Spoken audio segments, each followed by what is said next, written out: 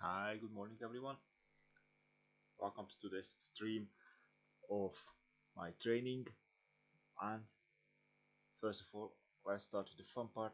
We will watch Sunday in Hell, 1.5 hours, and Team Motorola 1991 preparations and ride of the said Paris Roubaix race. So let's go ahead. Turn this on. Let me know if you find anything funny.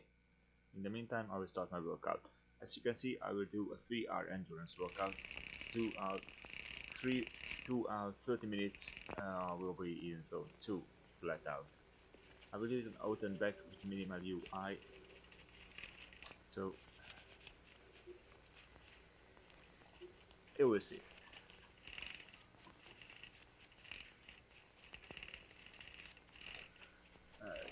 Tune in for to the stream to check if anything wrong. Here we go. Perfect. So minimal UI it is. Here we see the workout and plenty of landscape. And I will try to show you my data. Let's see. There we go.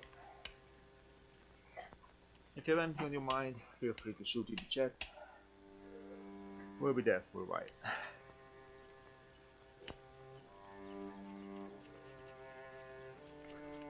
So this movie, Sunday in Hell, is about Paris Roubaix, I think 1976 or something like this. But you will see. It's brought to you by Success Cycling.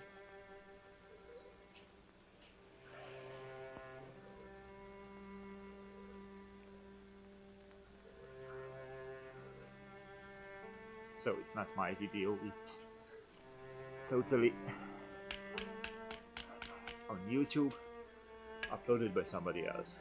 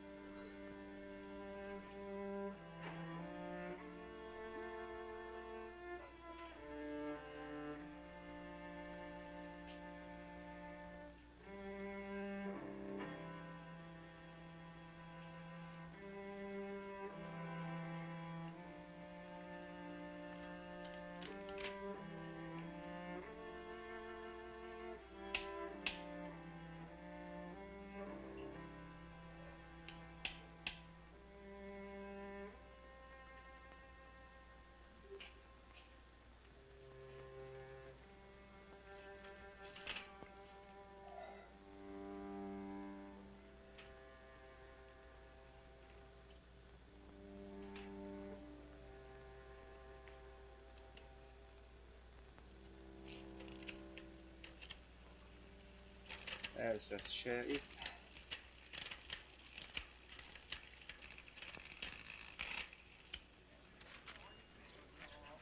It's the afternoon of Saturday the 10th of April.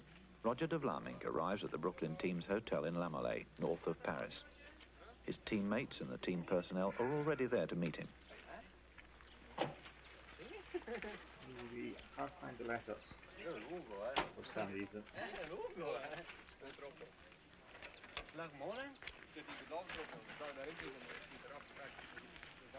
Here we go.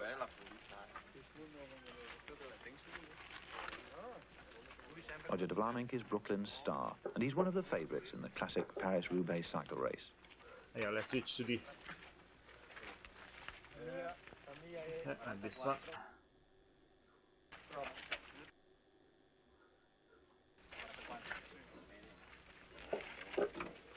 Let's switch to the big screen, yeah? I'm sure it's much more interesting. Eddie Murk arrives at the Molteni team's hotel in Seville. The mechanics meet him and are ready to go to work on his bicycles.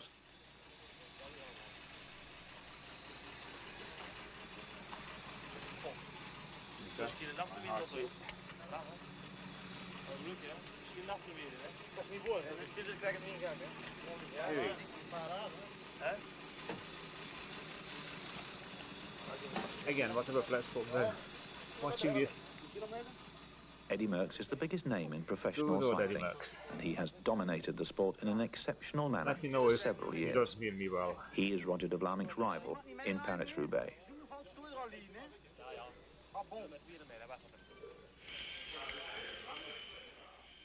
The legs are shaved for a massage, one of the most important steps in preparing each individual rider.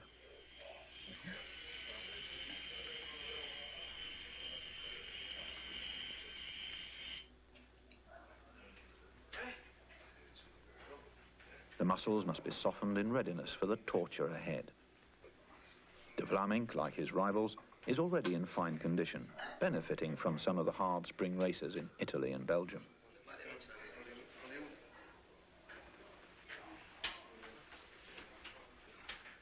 Here we go.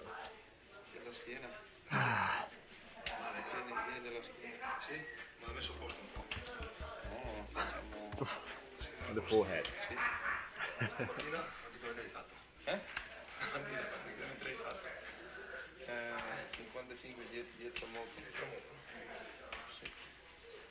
Ma non forte però, non vale prendere forte, però si punto via la cosa.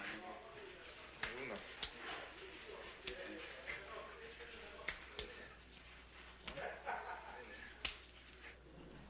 Così? Lo so, no? Uno,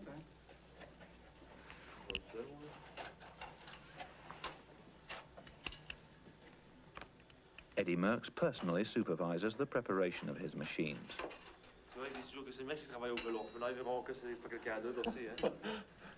Dicono che sembra il mesco che lavora la bicicletta, adesso vede chi lavora.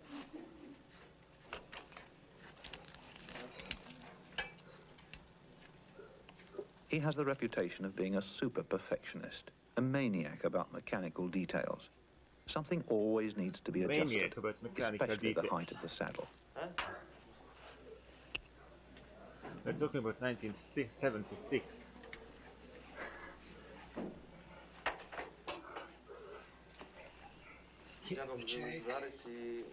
Quello è più basso o quello a sinistra?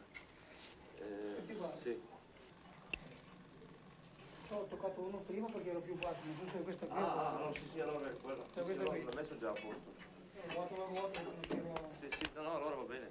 No, pensavo che... Perché l'avevo detto da Giuliano? Sì, no, me l'ha detto lui. Sì, d'accordo.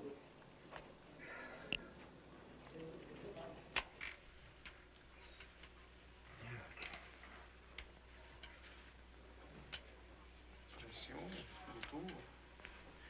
Adesso vediamo cosa fai. Se hai riposato o no questa notte. Here we go. Tu sei stato fare il Possibile, Possibile, ma non sicuro. The Brooklyn team's doctor, Dr. Modesti, gives de Vlaming a checkup. 120. Blood pressure 120, pulse 40, 40. everything Turn is on in the order. fan, it's about time. Such a low pulse rate isn't abnormal for a racing We will cyclist see in this top condition. Z jersey and the Team Motorola movie docu afterwards.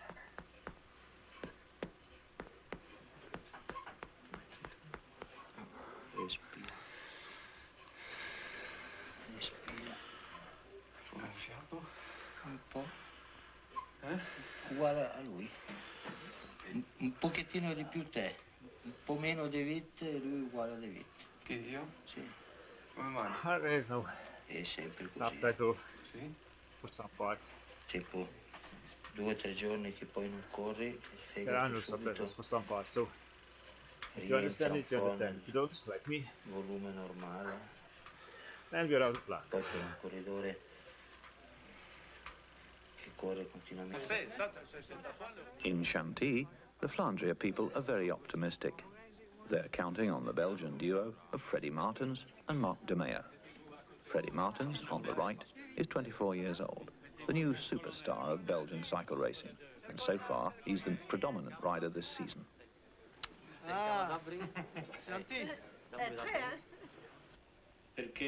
A tactical conference is going on at Sanson's Hotel.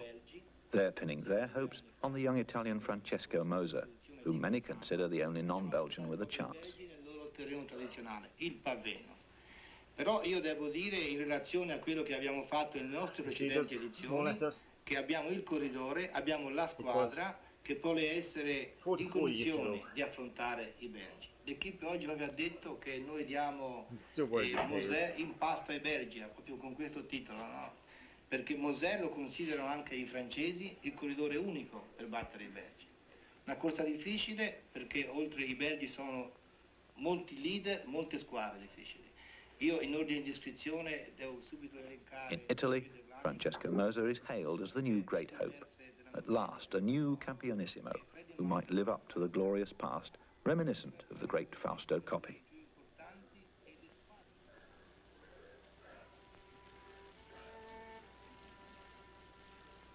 Roger de Vlaming gets ready. Psychology plays a big part, a question of mind over matter, and Paris Roubaix is a special challenge for him. Like Murk, de Vlaming has won the race 3 times. It's his ambition to set the record of 4 wins in the finest and most difficult classic event in professional racing.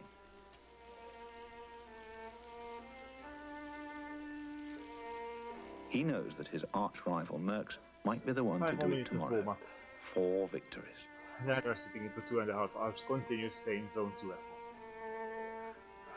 All the fun.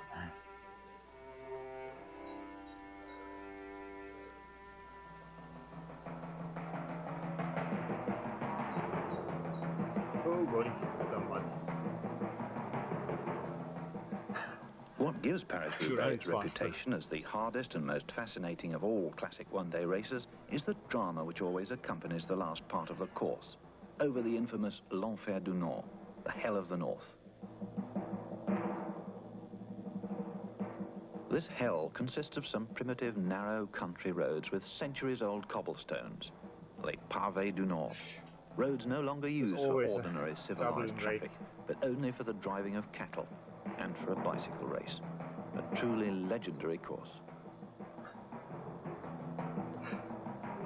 Year after year, this hell is the setting for a veritable Dante's Inferno with incredible tortures and even martyrdom.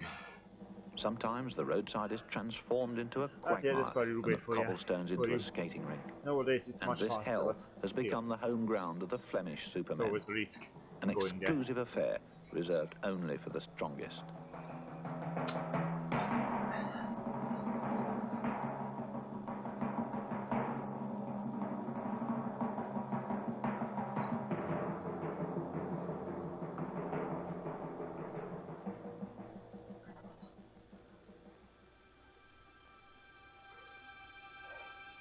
Sunday, the 11th of April.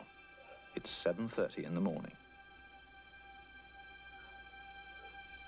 From here at the square in Chantilly, the 74th Paris-Roubaix will start in a couple of hours. The race was run for the first time in 1896 and has since been run every year except during the war years. And every year adds to the legend of the Hell of the North. I think, yeah, 1909, yeah? Paris-Roubaix is 166 miles long, but the first 100 miles are ridden on ordinary asphalt roads. It's at Novilly that the course's strategic zone commences, the terrible Pavé du Nord.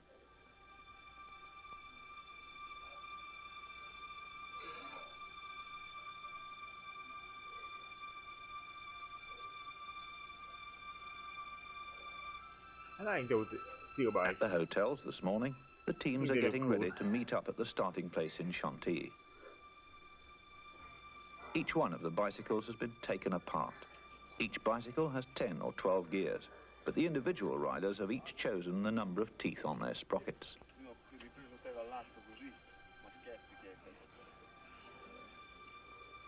The machines of Moser and his best support rider, Ole Ritter, are equipped with specially strong patented tyres in the hope of avoiding too many punctures on the almost impossible cobbled roads. A young Moser. It would be nice to see him race.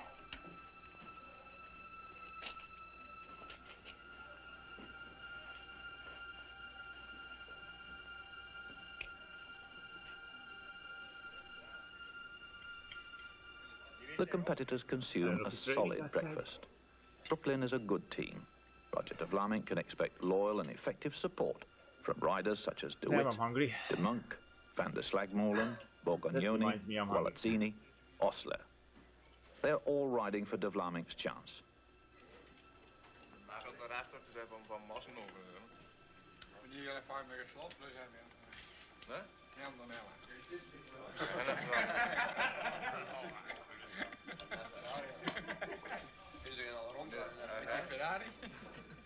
A rare steak is a good breakfast for what lies ahead.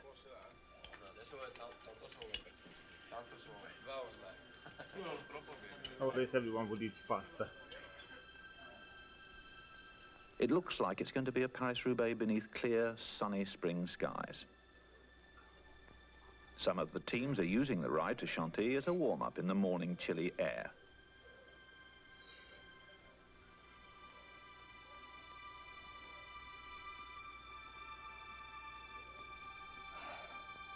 Here we go, looking down the tube, 2.5 hours of high zone 2 effort.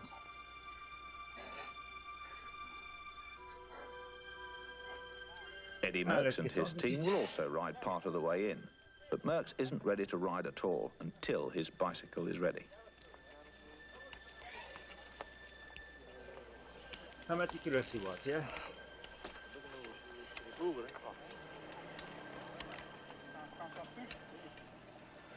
Stop. Oh, zo. Die schiet al mijn kwijt. Liggen nog hier. Stop. Camera. Stop.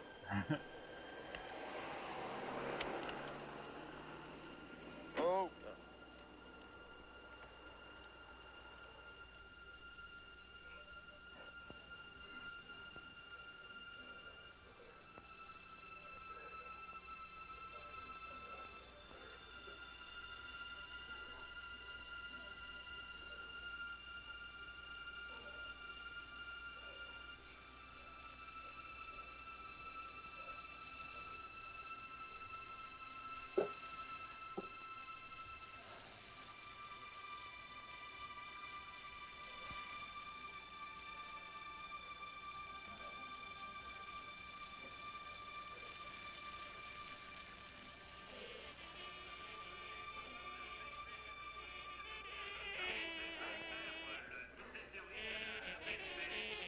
Only 2 hours 29 minutes. Time flies.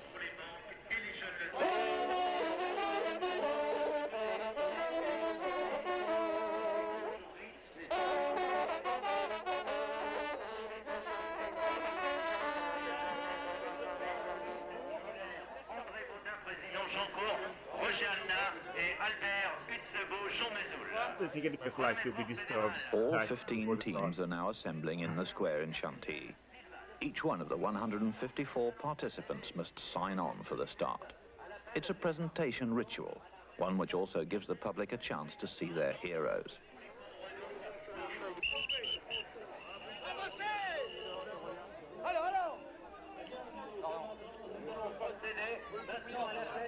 I was thinking about the documentary, but but it has the Euros for the HD record.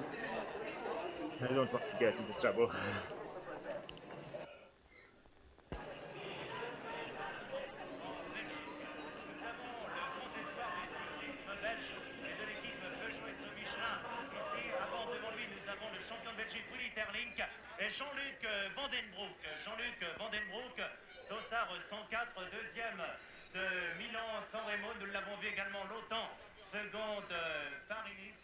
The French have long since given up all illusions. It's many years since the French riders have been able to hold their own in this great French race. The last French victory was 20 years ago. But that isn't stopping anybody from cheering the national heroes. Tour de France winner Bernard Thévenet signs in. Bernard Thévenet donc nous rejoint ici pour participer à ce 74e Paris Roubaix. Vous le savez, des ennuis de santé l'ont éloigné du succès dans Paris-Nice. Eh bien, peut-être Bernard Thévenet. And veteran Raymond Poulidor, 40 years old, but still among the best. Raymond Poulidor, vainqueur de la Flèche Wallonne de Milan-San Remo, 20 fois champion du monde des grimpeurs, 2 fois deuxième. The Italian champion, Francesco Moser. Is he the man to beat the Belgians?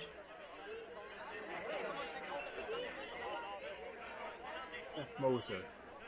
Those Moser steel frames at the end of the 80s, start of the 90s. They were really good.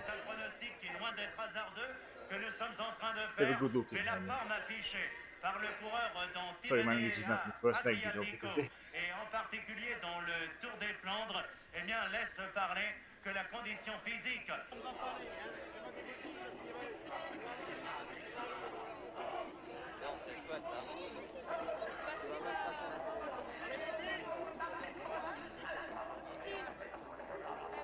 It's 20 minutes past 9.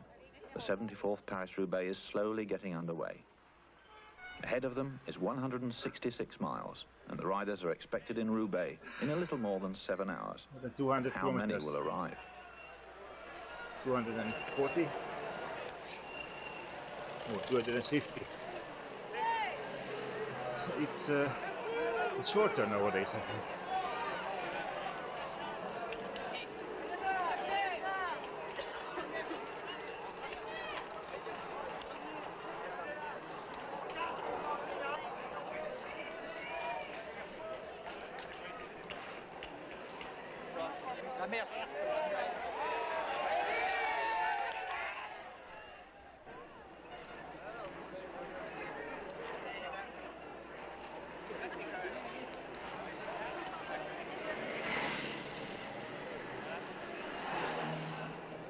Yeah, I forgot to put my dinner in my training plan yesterday.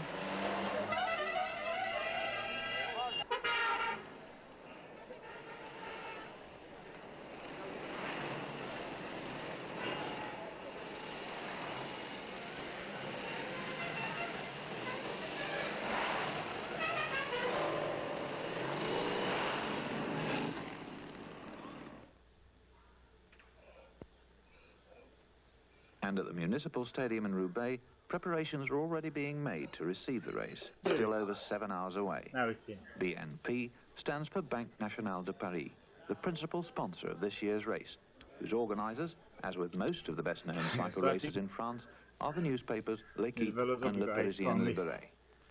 Painting of the main sponsor's logo.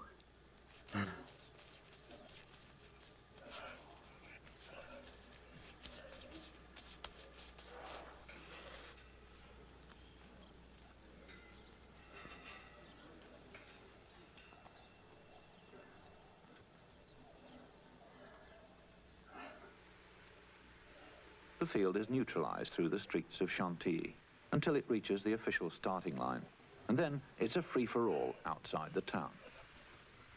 No helmet, woolen jersey, long sleeves even, clipless pedals. I mean, not the clip-in one we are using today, but the one where you have to thread your toes to the clips.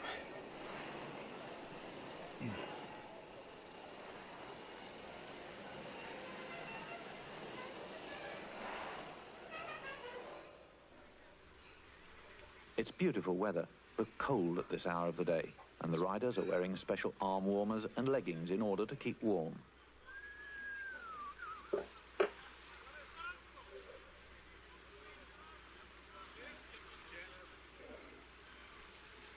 Ten more minutes and I have to settle for the first 2 hours, I think. I usually get charged for 2 hours. This is where the race is to be let loose, with the Chateau of Chantilly providing the backdrop.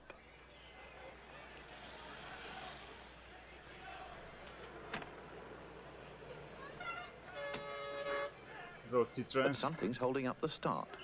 Something unforeseen and probably highly irregular. It's called the Shark in Hungary. Something is blocking the road and delaying departure. An obstacle which is not included in the race program. I think it was used by the Gore with the armored version, yeah? It's a demonstration. They're demonstrating against one of the sponsors of the race, the newspaper Le Parisien Libéré, and they're protesting against the redundancies of the operators on liner type as a result of automation. It's a long-standing labour conflict, and the organisers of the race are not entirely unprepared.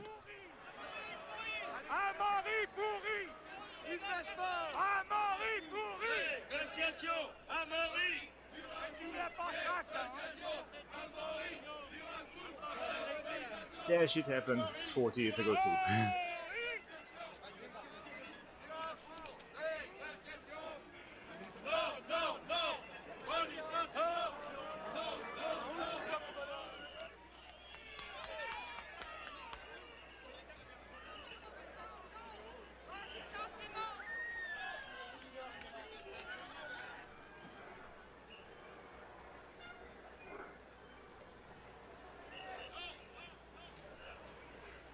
But the delay can also be used for adjusting one's saddle.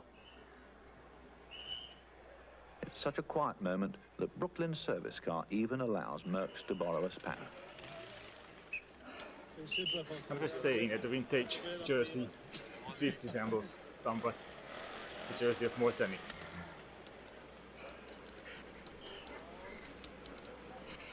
Ma quanta gente c'è lì a far shop, no? Vous êtes pas arrivés, les gars, hein? No? Dove? Sì? Oh. Let's go back for a change. Sì, ma là se c'è la fuga per vedere chi li ferma. Sicuro.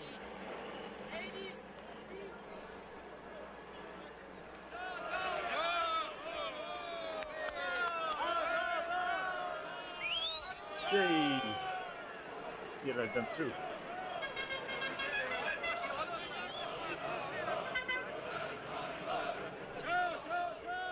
A professional bike rider is, of course, a moving advertisement, so why not a little space for the workers?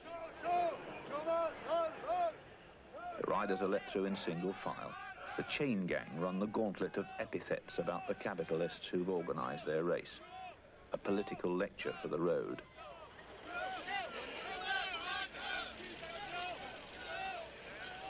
But if the race is going to be ridden anyway, and it is, then even the demonstrators have their favourites to cheer, such as the idolised Bernard Thévenet.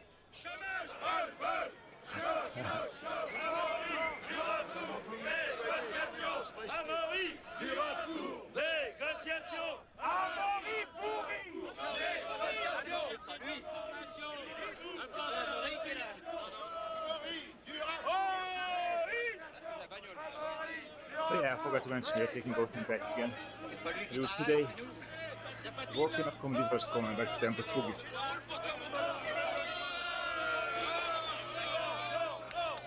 We'll see how many kilometers we can collect, yeah? Aboard the TikTok in Fugit. And London.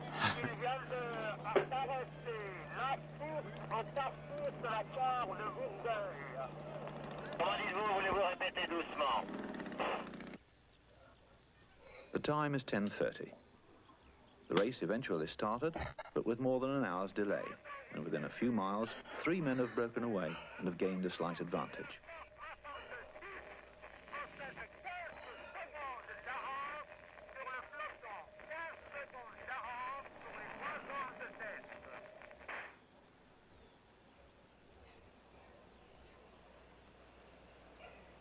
Three French riders who in any case don't have a chance, which is perhaps why they're trying to distinguish themselves at this early stage when the favourites are still idling and nobody's interested in increasing the pace. Oh, so nice road. In it.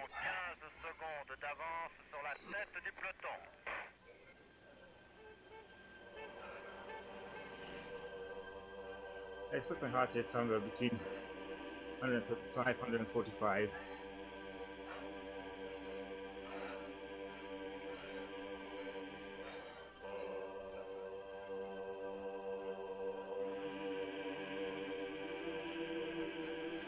I usually need 40 minutes to warm up, so yeah, there is that.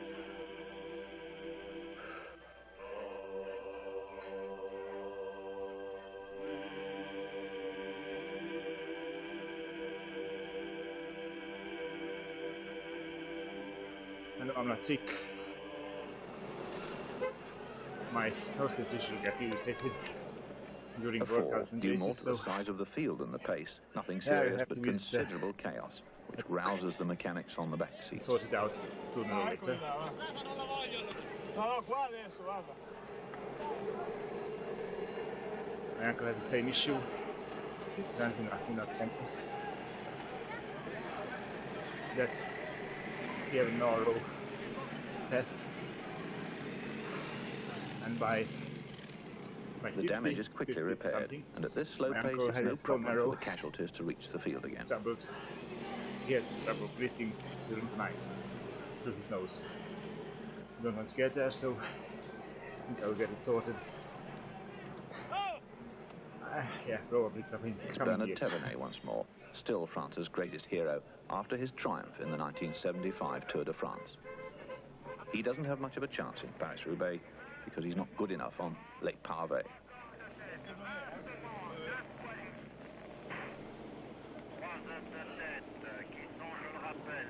It's getting hot then. Each team has its own service car. A rider having mechanical difficulties, or who for some reason wants to contact his team director, calls the car by raising his arm. The car is immediately summoned by radio.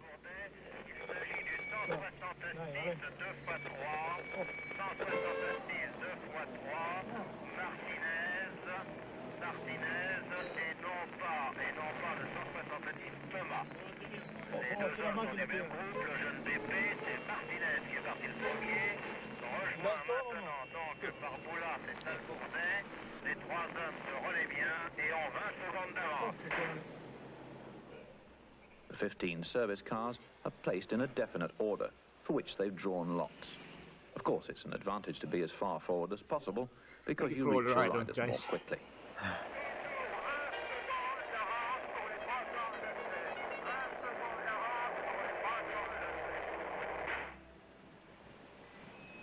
L'avance des 3 hommes de tête est toujours de 20 secondes, 22 fois 10 secondes. Je rappelle pour ceux de nos confrères qui n'étaient pas à l'écoute que le départ réel a été donné à la sortie de Solis. Time is 5 minutes to 11. The 3 breakaways have increased their lead.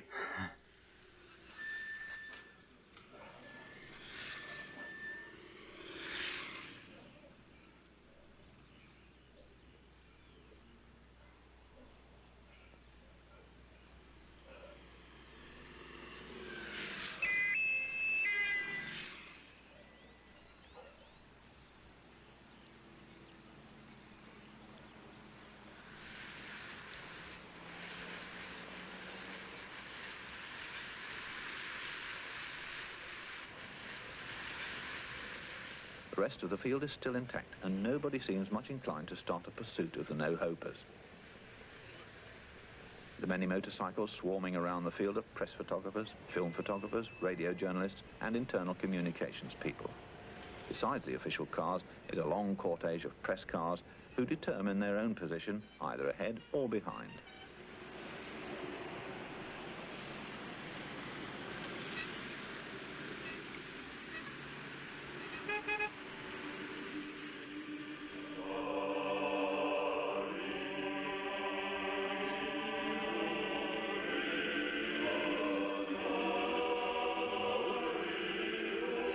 For crap's sake.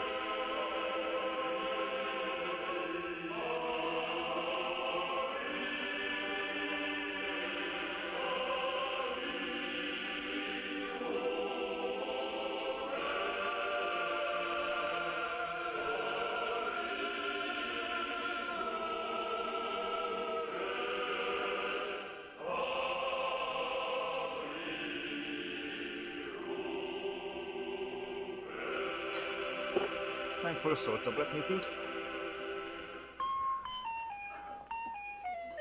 Roubaix, 11 o'clock.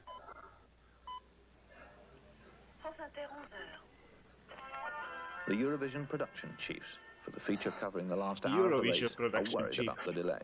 Chief. Les difficultés pour les 150 coureurs de Paris Roubaix ont commencé bien avant l'enfer du Nord. Au moment où l'épreuve cycliste devait prendre son départ réel, Avinoy s'affirma dans l'Oise.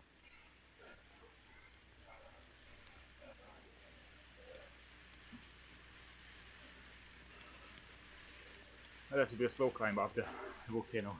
There's excellent teamwork in the breakaway trio. They're all sharing the pacemaking so that their riding really amounts to something. 17 minutes. Yeah, whatever. I'm in workout mode, so I don't really care.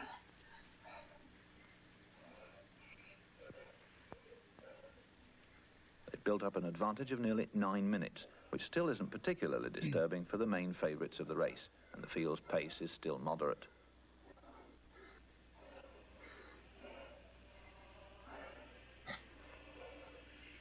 As a matter of form, it's Molteni and Flandria, which is to say the supporting riders for Murks and Martens respectively, who've gone into the front to make sure that the pace, in spite of everything, doesn't get too slow. With music. Murks himself at the end of the and days. Martens, they've gone ahead on a quick reconnaissance of the situation.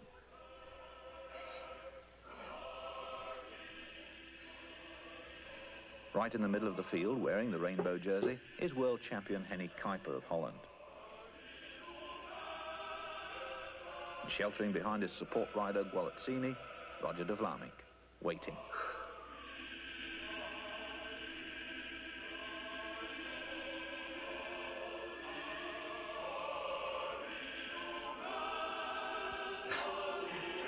The keep ahead. Like a bird. What? Taking his head out. A nice space.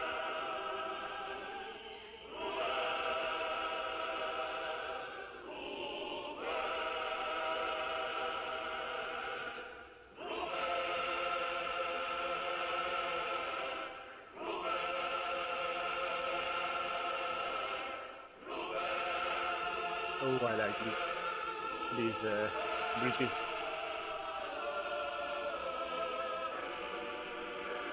It feels nice to go through one.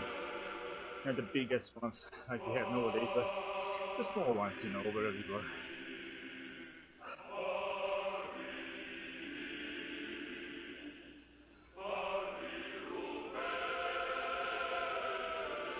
There we go to the walking now.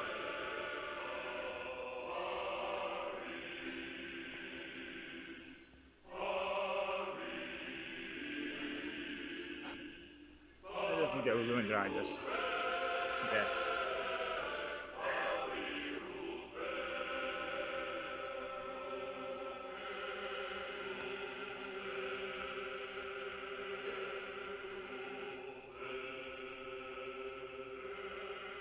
Oh yeah.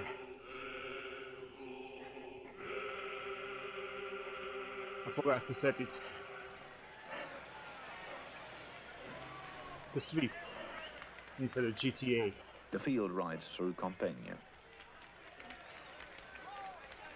Here we go.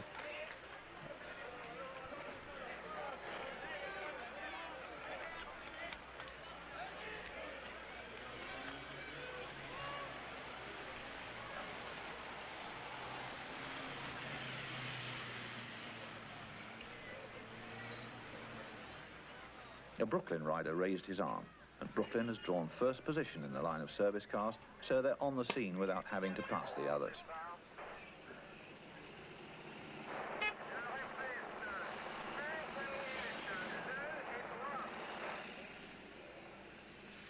I think after the volcano we are going... Changing a wheel can take a maximum of 10 seconds. We are going down the volcano, an Italian villas, and we have coming back tempos. We have about the three up ahead now have a good 5 minutes lead, just before San Quentin. And then we are doing the second lap, of course.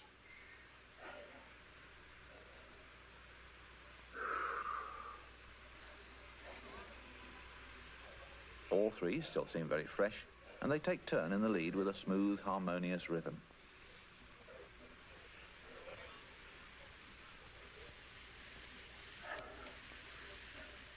The smaller man with glasses, Mariano Martinez, is better known as a good mountain climber.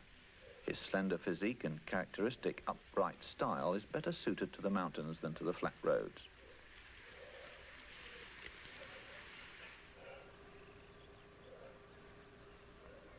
One of the three, Jacques Boulas, has punctured. Fortunately, the Jobbo team car is right behind the breakaway group.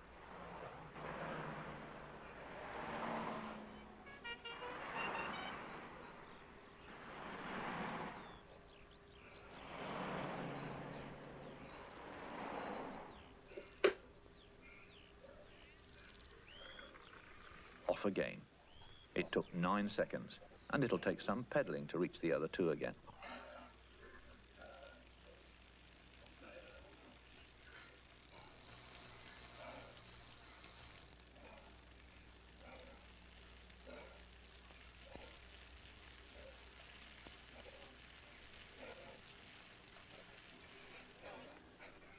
Meanwhile, the race has arrived at San Quentin, but here's something unexpected happens.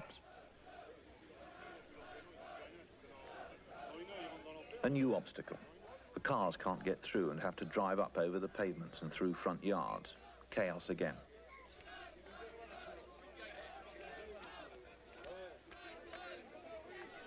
The bike race has turned into a steeplechase. It's another demonstration for the laid-off workers of Le Parisien Libéré.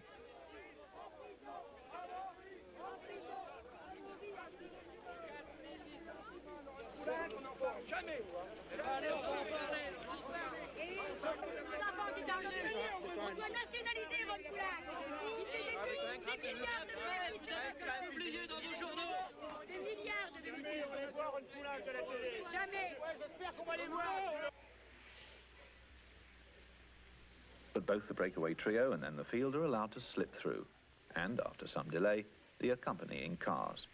The bike race goes on.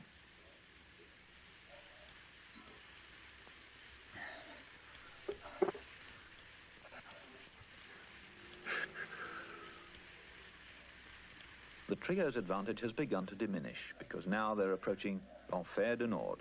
It isn't far to hell now, and the main field starts to accelerate. The cobblestone part, the fun part.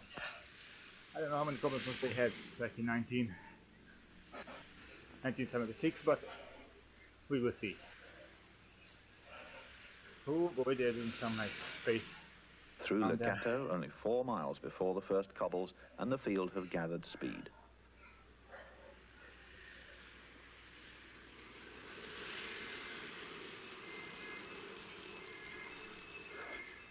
Right behind the pack are 2 official cars.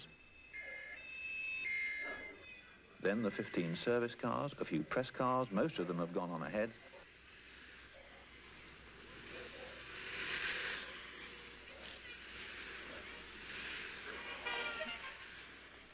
The doctor's car, an ambulance, more press cars.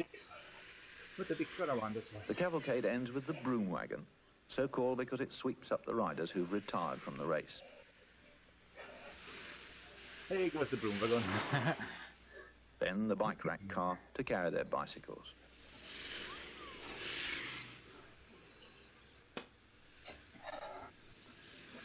Neuilly, immediately before the rough stuff. The time is 10 minutes to 2.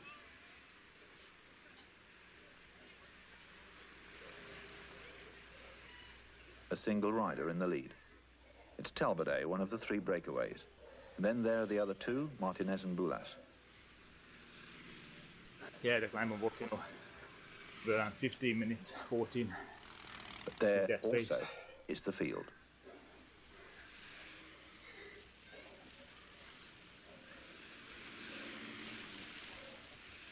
It's important to be among the first in on the pavé, as the twisting cobbled roads cause an immediate spreading of the field.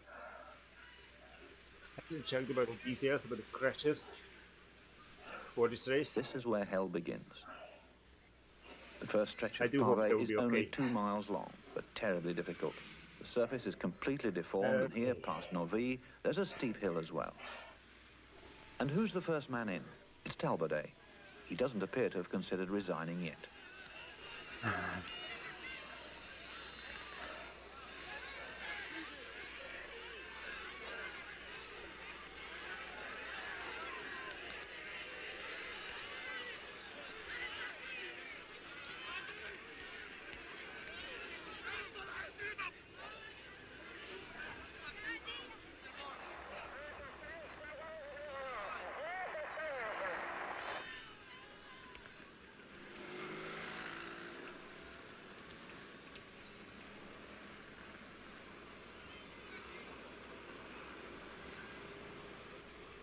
But then it happens.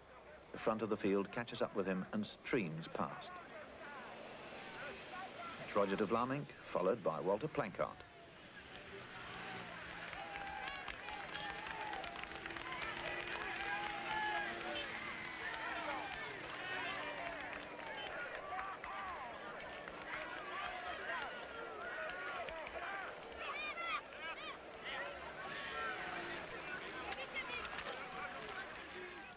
De Vlaeminck is now in the clear and forcing the pace.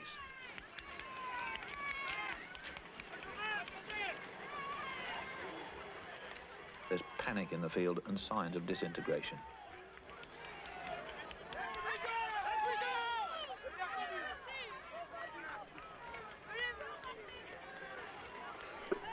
Discussing good replacements in the Tacx Neo in the meantime. De Vlaeminck continues his tremendous push. Not that he intends to go it alone, but rather to provoke a state of alarm and split the field.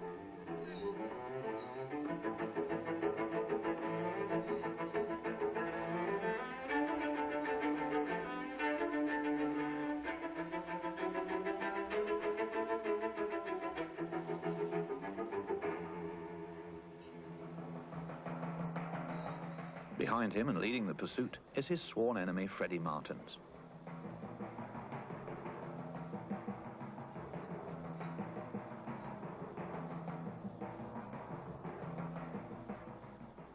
Derricks is at his rear wheel, and they have De Vlaeminck under control.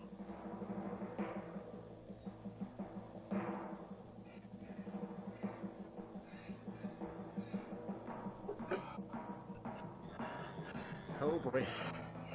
Updates you don't see because of the mud or rain. Back then, cars and motorcycles ahead.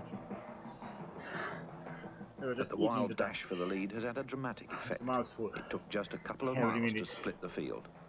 The merciless weeding out process has begun.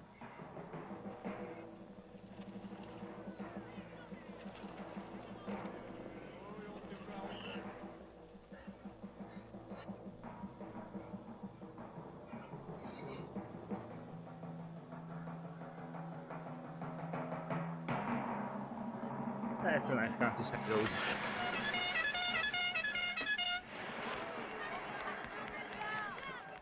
In the front group of about 20 men are Moser, Derricks, Plancart and 2 or 3 Brooklyn riders behind De Vlaeminck.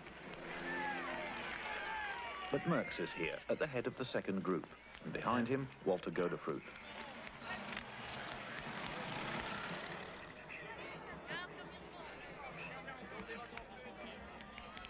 There's Talbot of the 3 breakaways, the one who held out the longest. And there, a little ahead of the new main field, is Raymond Poulidor, who year after year has placed himself as the best Frenchman in the race.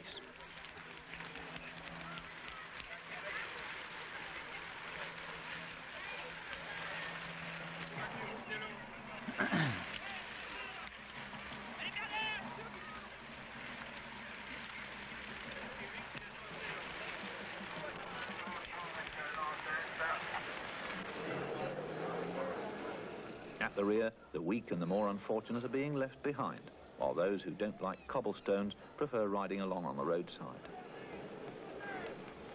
An accident here on the first stretch of pave can be disastrous. This is where the broom wagon has something to do when they start giving up.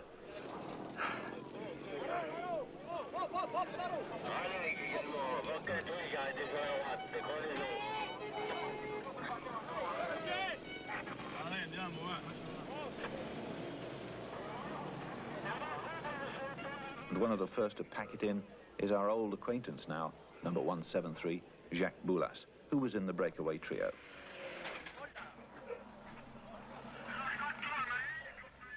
It's not funny that they call it the broom wagon, but they actually does that. They're just brooming. There he is, poor Boulas, completely done for, and the end of Paris Roubaix for him. Picking up them, but when team cars were ahead, usually a lot of team cars were ahead, so.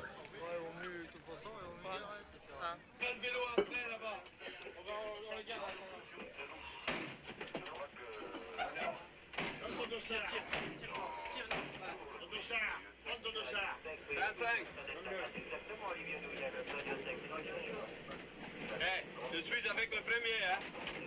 20 coureurs devant et du crépé, hein. Bon, 5 km à pavé. Maintenant, Merck, c'est la seule, hein, notre équipe. Il est seul devant. Peut-être l'event, je crois. Yeah, what's that? On the volcano.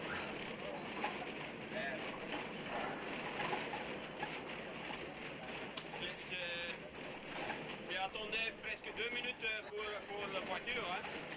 Beaucoup de là, et la voiture sont derrière après 2-3 minutes, hein.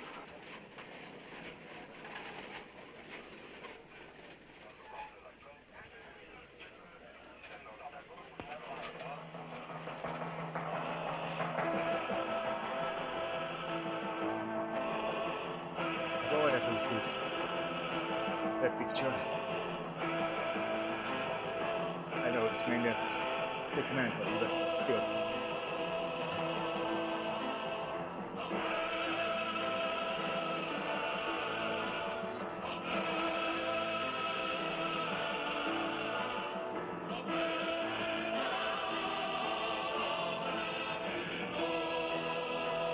I wonder how many of them watching these great tech now that they're quite old.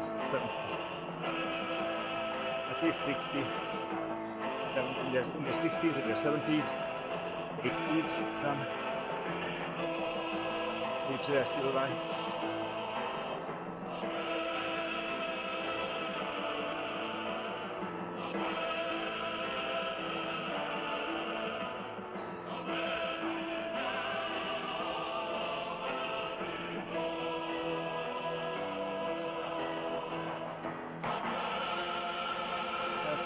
Arrived to the desired range.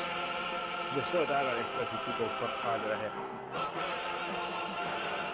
In the second, by the end of the second, I probably 105 hours.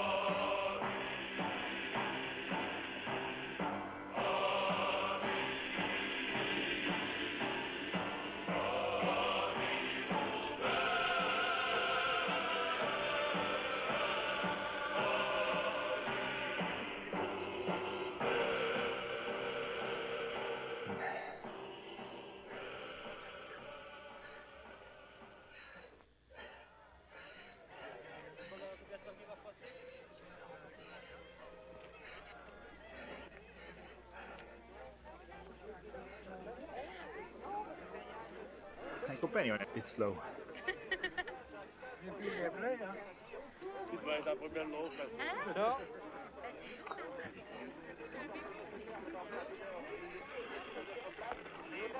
En plein brouillard, un brouillard artificiel provoqué par la poussière soulevée par les coureurs et aussi par les voitures fumeuses.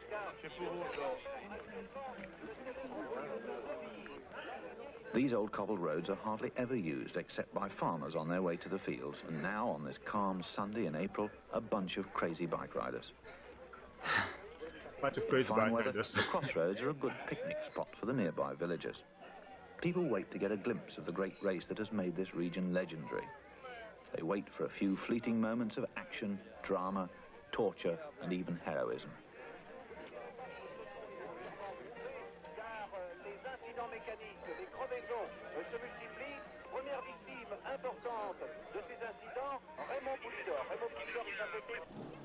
The time is 2:20.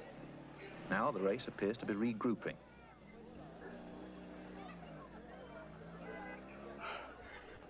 The other day we watched 12 Weekend in Suit. I need a haircut.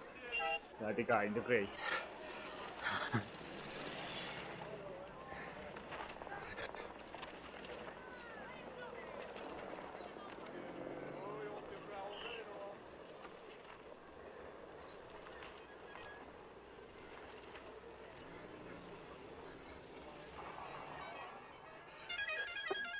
Something fishy going on.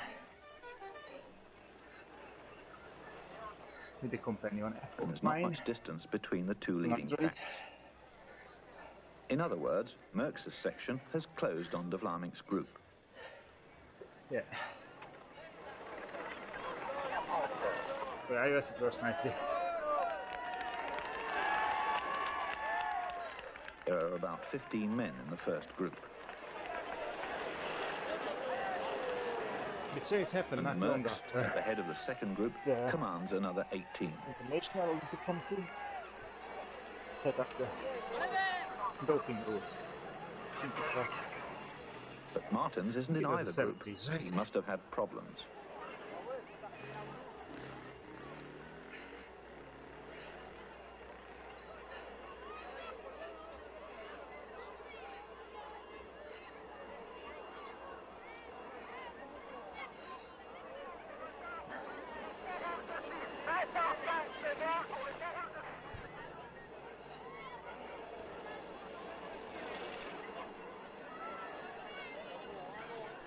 But there he is, hidden behind a motorcycle, a little ahead of the main field. Now Martens has to try to catch up, alone, with none of his team to help.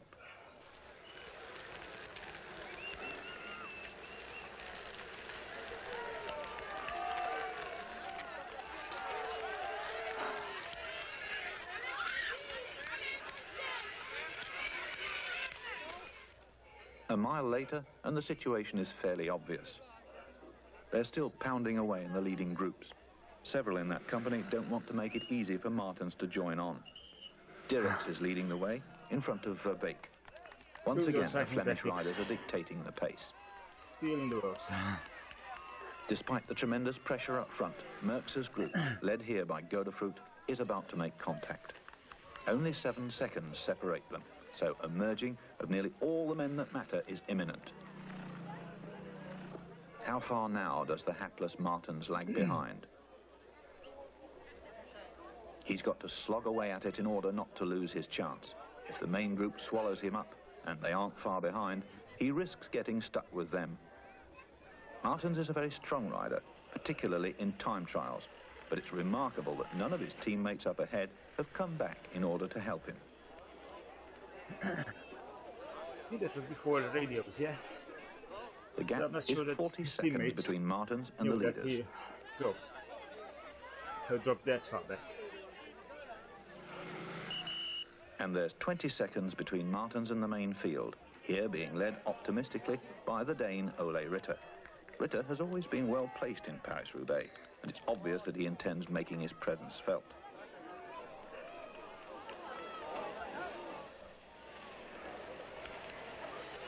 There are other good riders in this group too, who will contribute to narrowing the deficit, hoping that sooner or later the speed up front will diminish.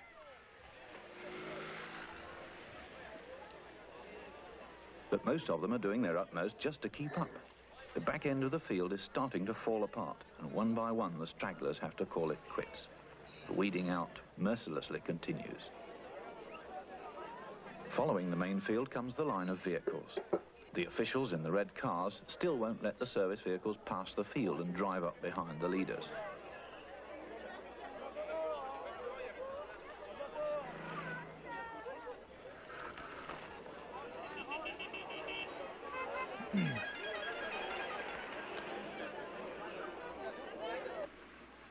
The red Persias also direct the traffic. They're the command centre of the race, from which the other vehicles are kept notified about the positions of the riders by radio. And likewise, the service cars are called up singly when needed. A fall, number 163, Hervé Inaudi of France. He won't be getting back on his bike today.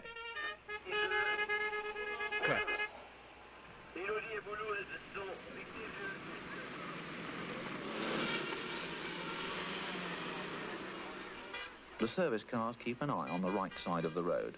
It's there, always on the right, that riders with mechanical problems await help.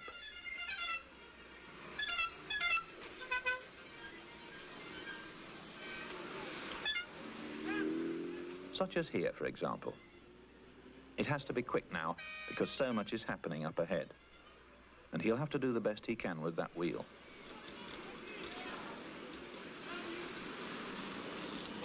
At least that time around they had the releases already.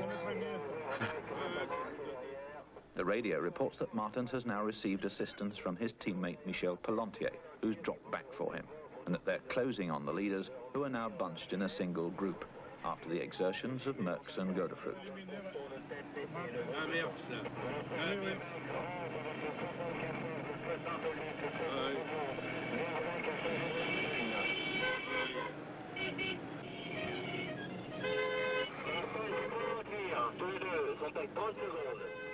Now de Vlaminck has to be notified that Martens is approaching.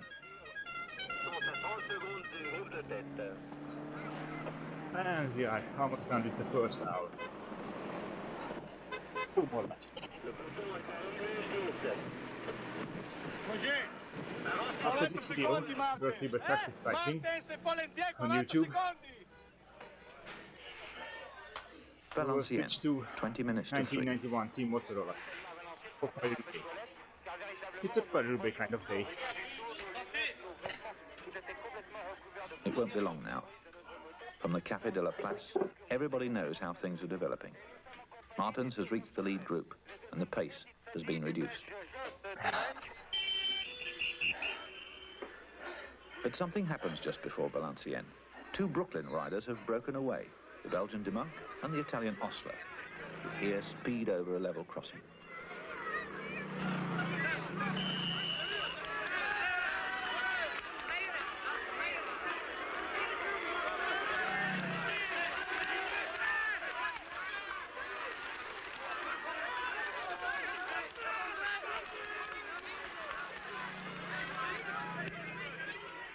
This breakaway is a tactical maneuver.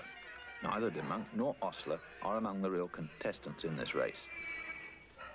They've been sent by De Vlaeminck with the intention of forcing his rivals to greater activity. It's obvious that De Vlaeminck wants to dictate how the race is to be ridden this year. He's on the offensive, even with this ploy by his own support riders.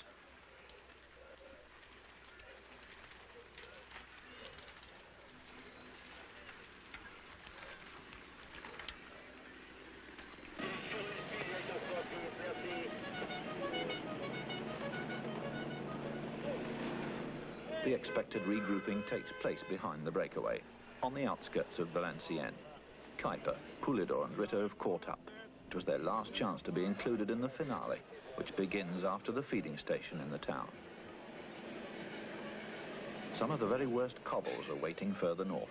The race is barely halfway into hell. That would be a nice chance to take a peek at the Valley Hotel, inside of the Valley Hotel.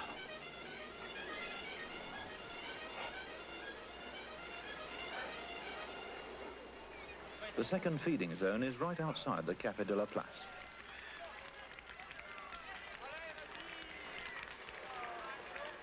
There's a lunch bag for everyone.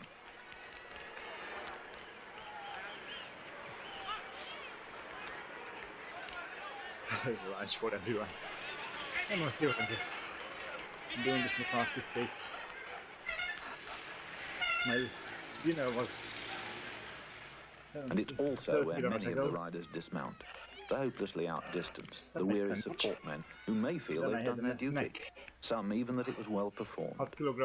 They know that here the team personnel are ready to take care of them, and that there's transport to Roubaix. Strawberries with erythritol. I got a 12 hours ago. Some of them gave up long before Valenciennes, but were lucky enough to get a lift from private motorists just out to see the bike race. If you have anything in your mind, but let's see, just this. The two Brooklyn attackers still have a slight advantage. It can't go on for long, because Murk, as usual, has assumed the role all the others are eager to see him in, the lead position. Once in front, he heads the pursuit like a locomotive. It falls into place for De Vlaeminck. Murks now has to ride after the breakaway, which De Vlaeminck has organised. Murks is causing the group to string out. The new pack is about 40 strong, here where the paving stones of hell start again. His teammate is pushing the pace, an incredible pace.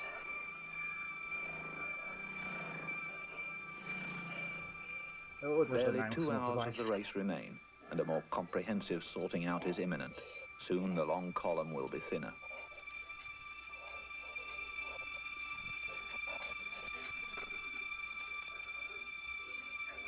I think there's also BMWs, the horizontal. Another fall. The battle for a place is hard and dangerous on the sharp stones, where the speed is again fast and furious.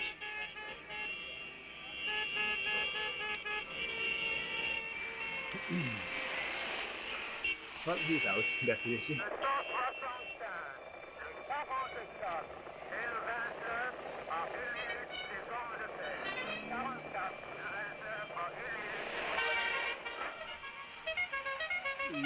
Boy, it doesn't look really good. That's really smart. And Poulidor is furious. He wants a wheel, and now. Oh, if I want to start kicking, I understand the anger, but does it speed up the things? Boy, das Herz war gut, awful. There's some very fast riding now. It's difficult just to keep position, to keep your rear wheel.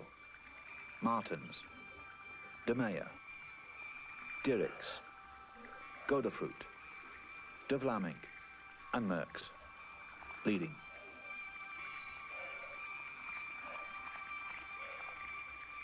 Murk attempts to break the others with his tremendous power. Too high or too low. For the video for my mic.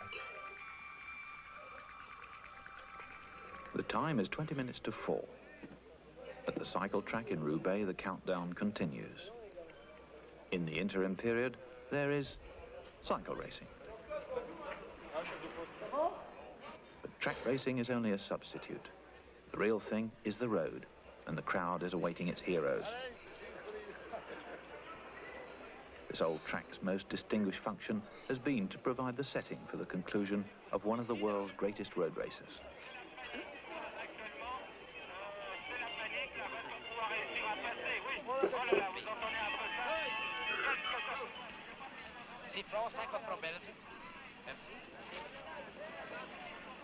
Roubaix is close to the Belgian border, and today the track is a mecca for thousands of them. I'd like to try out track racing, but first of all in Hungary we don't a few have a things track. have been happening in hell. Secondly, the two Brooklyn breakaways have been overtaken. I'm thinking about Straight it. afterwards, a lone rider took off. Still very much afraid. It's Frenchman Sabille bravely takes his life in his hands. First of all, usually you have to ride the fixie. I'm not really into fixies. I like the freewheel. But he doesn't get very far. On the left, Martin's leading man, Mark De Meyer. On the right, Godefroot. Murk has temporarily stopped his attempts to split the field. Everyone is happy to take a breather.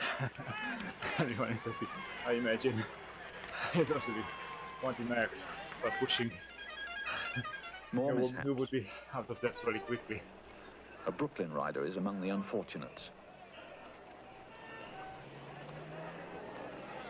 Oh boy. Another one. And there lies Walter Four Plancard. riders. He might have been one of the strong men, but his luck ran out, as it does for so many. They're waiting for the doctor and for transport as the Brooklyn car rushes off to De Vlaming again.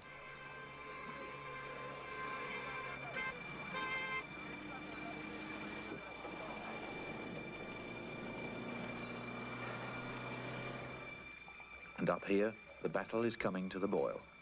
Every other second, the rhythm is broken by somebody trying to break away. All the favourites are active now and have put themselves at the front of the field. They are closing in on the finish, deciding to pick up the De pace. Vlaming, De Meyer, Godefroot, Martens, Guillaume. They keep a sharp eye on each other. Martens has taken the lead. But off to the right, De Vlaming suddenly attacks. Whoops. Way out on the side of the road, he pedals away in a new attempt to get free.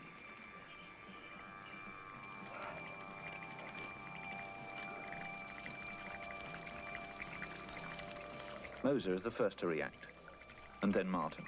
Good old Moser. And this time I like they know Moser. that it's do or die. Pretty much like Moser. I don't like any bears, but okay. De Vlaming once more in the process of splitting the field. Martens gives it all he's got to overtake his two rivals. Finally, he catches up with them. Right behind him is Godefroot and Ras, and so the situation levels off. So he pulled up the others. But the field But shrinks. yeah, that's the name. About 25 men are still together, This is the with way, around right? 22 miles still to go to Roubaix. One after another, they falter.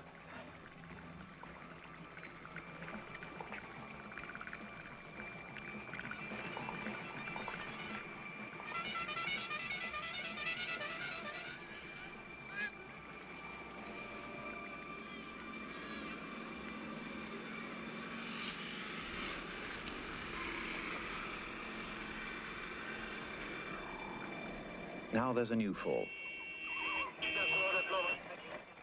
It's Martens. Freddie Martens has crashed. Hello, boys. It looks bad. That was pretty bad.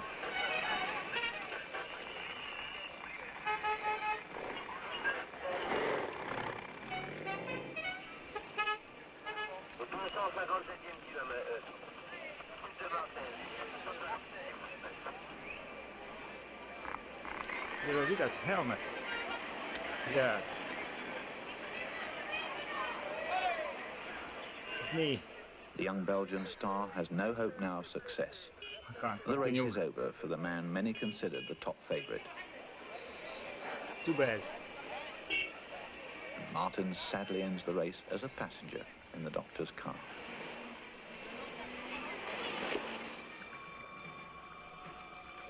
Walter Godefroot has taken the lead, and now it's his turn to force the pace so that it hurts. Godefroot, the former winner of Paris Roubaix, seems in good form and is riding very well. With his smooth, powerful technique, he's a real expert in this terrain and is not nicknamed the Bulldog of Flanders for nothing. Bulldog of Flanders. That's a nice nickname to have, right? And suddenly it happens. 4 men have broken away. Godefroot, De Meyer, De Vlaming and Kuiper.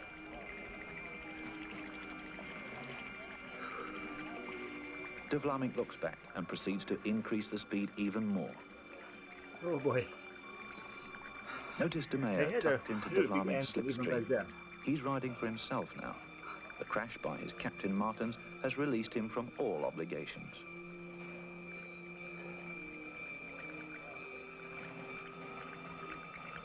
The remainder of the field are a couple of 100 yards behind. 2 men have separated themselves and are midway between it and the breakaways. They're the 2 Frenchmen, Poulidor and Donguillaume, desperately trying to include themselves in this undoubtedly decisive escape.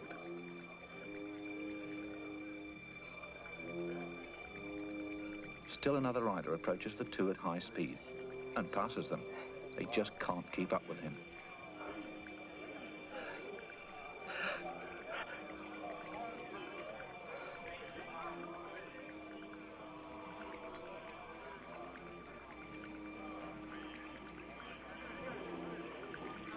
Something in my shoe. It's Francesco Moser with his distinctive style. His still aerodynamic position on the bicycle is an imposing sight of almost effortless rotary action.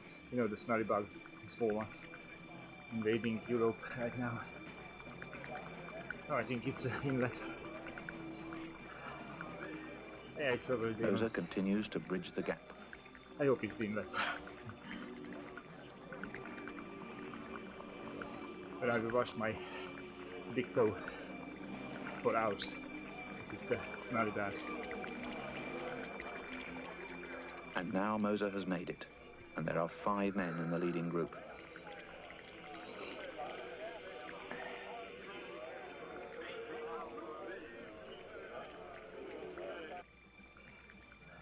But Godefroot has problems. He's punctured, a real disaster for him, and so another man's chance has gone. Boy, it's a shame.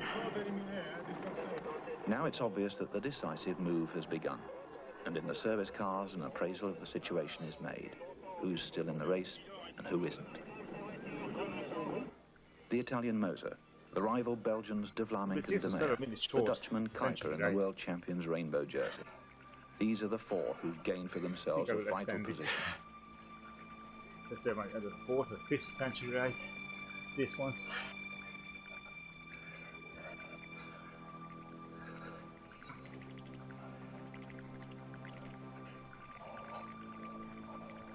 Murk unaccountably wasn't there when it happened, but naturally he's leading the pursuit.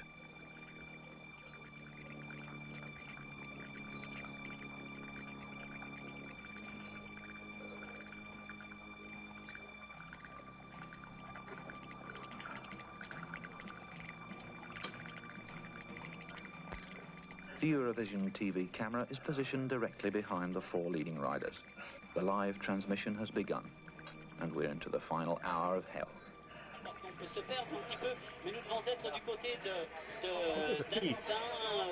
Like that. The lead transmission. I even had trouble the 4 breakaways. How great an advantage do they have? 90s.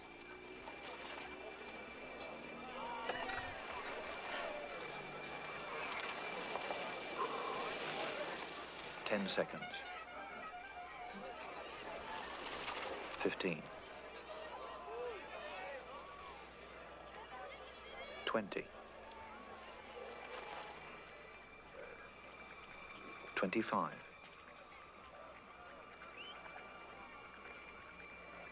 30. Oh boy, they are really far behind. 35.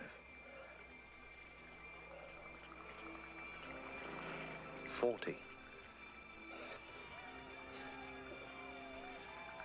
45. And here comes a single rider. It's the Frenchman Donkio. About 50 seconds behind the quartet.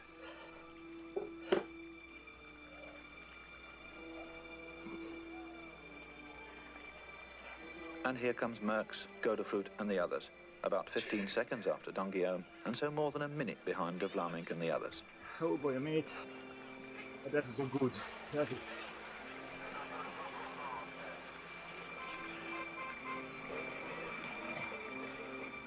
Some of the worst pavé lies close to Roubaix, and on these misshapen roads in these dust clouds, a lot can happen.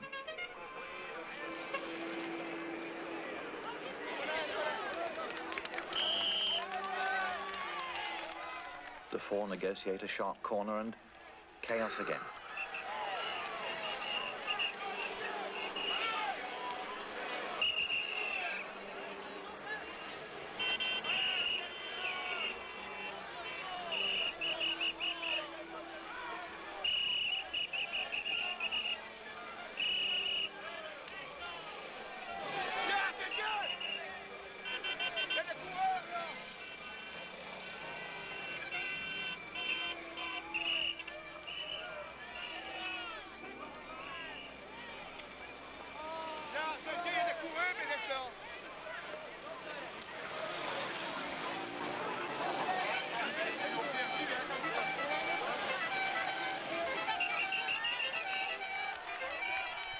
There's Donkio, still 50 seconds behind.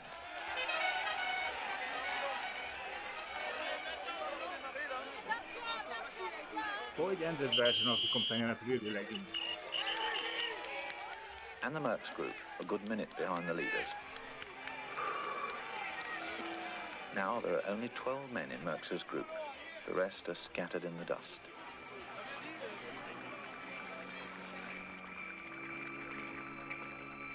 Moser and De Vlaming are doing all the work in the lead group. They're the ones making sure that the distance between them and their pursuers is constantly increasing. Neither De Meyer nor Kuiper take the lead. They're just hanging on, or are they being crafty and saving their strength? De Meyer glues himself to De Vlaming's rear wheel. He's been in that position since the start of the breakaway. He's still marking De Vlaming, and in so doing, furthers the war that Martens and De Vlaming are waging against each other.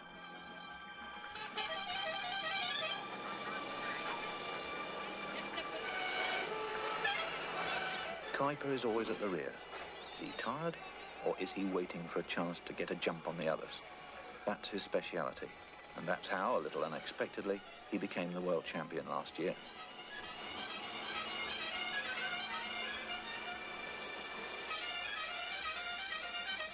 So he is the rest of the way is ordinary asphalt road. It's unlikely now that anybody in the rear group can catch up.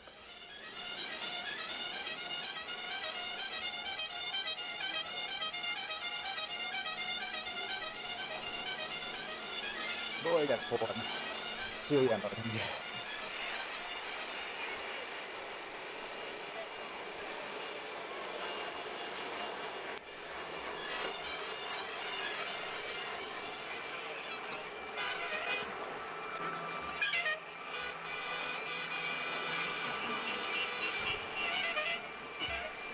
But look what's down.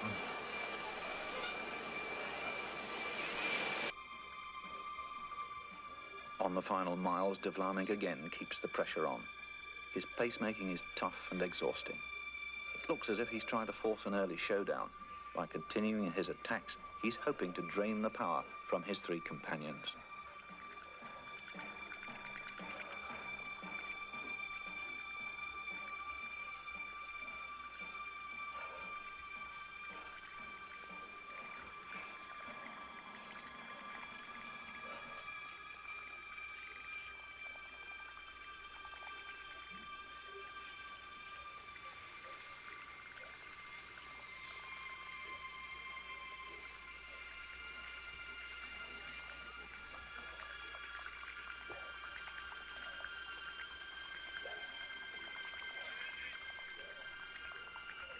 The Murk's group is about a minute and a half behind. Don Guillaume has been swallowed up by them. Now, no one shows any desire to make a break for it. Dutch Tour de France star Zoetemelk is tired.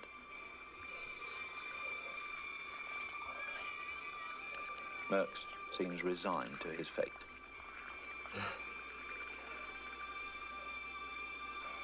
To his fate. You think that he entered every event and won it.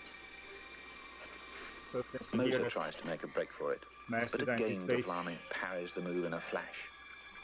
Again, I didn't check the result. There's no clue how it will pan out. And Kuiper again, but de Vlaming sees it and is on his wheel at once.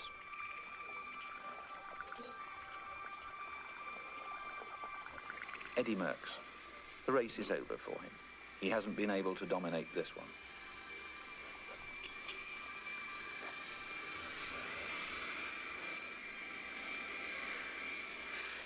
But suddenly, he mounts an attack. Oops. Only a Merckx will attack at this late hour. See how low he's hanging? The final kilometre. Which of the four is the best sprinter? Normally it's de Vlaming, no doubt about it. And then Moser.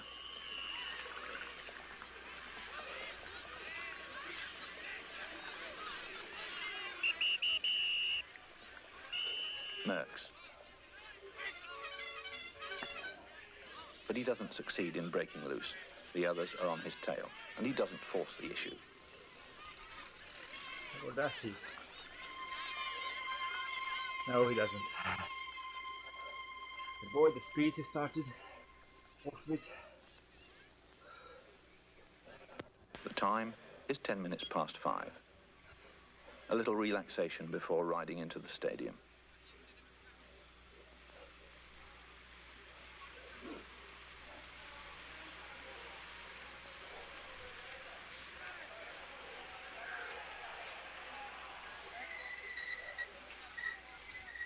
De Vlaming and Moser have probably expended the most in building up and consolidating the breakaway's lead. So, just how fresh are De Meyer and Kuiper?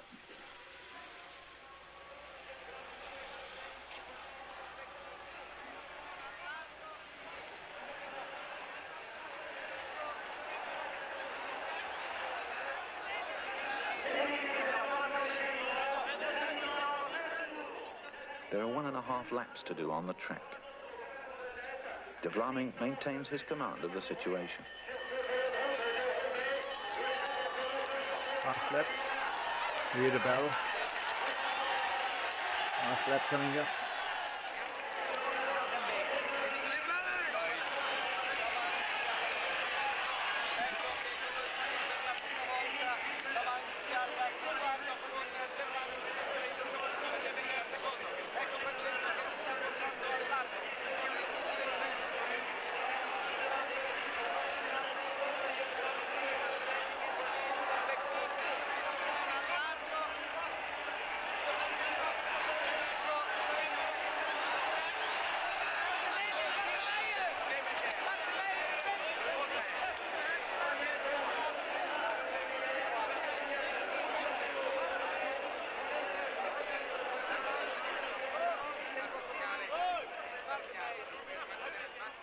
De Vlaming makes the tactical error of riding a long sprint from the leading position.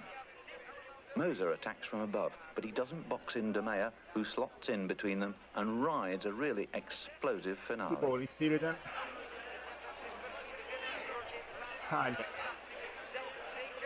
Just in time for an old school Paris Roubaix, Finish. First, Mark De Meyer. Second, Moser. How are you today, Third, mate? De Vlaming. How was today? It's Thursday, yeah? For you? Kuiper. Tomorrow, Friday. Meanwhile, Merckx's group approaches the stadium. 4 riders have detached themselves. Yeah, of course. Jan Raas, Merckx, Gerda and Don Guillaume.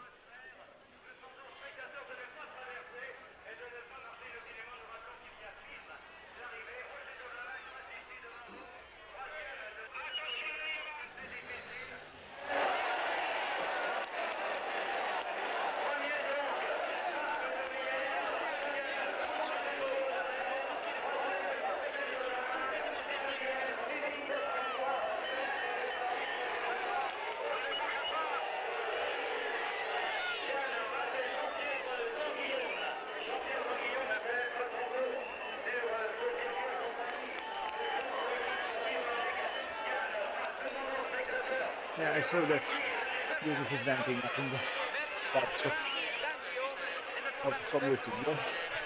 Finally. How's the lockdown in Canada? In Canada, you're Canadian, right? What's the lockdown there?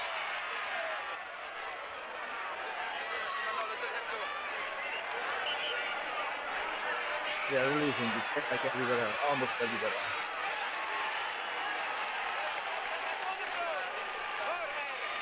Good news, mate. Good news. It's really calming when you hear about the news. The surprise winner, Mark de Meyer. A tremendous triumph for this support rider who rode his own race when his star Martens dropped out. And victory is especially sweet, snatched as it was from the hands of Martin's arch-enemy, de Vlaminck.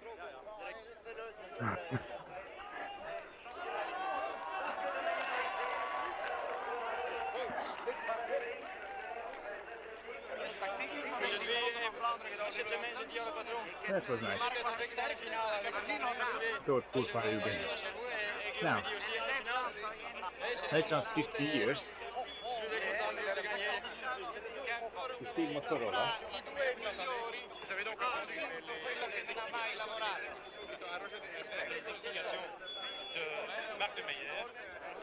And from the television platform over to the official podium and the photographers. This is the one.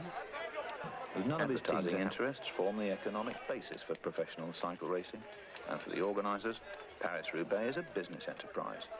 And so the Banque Nationale de Paris, the race's principal sponsor, is naturally in the picture, and that's what the bank has paid for.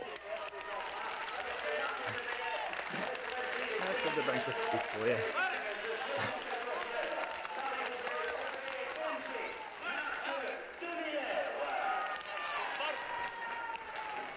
It's clean. It must be expensive the day before.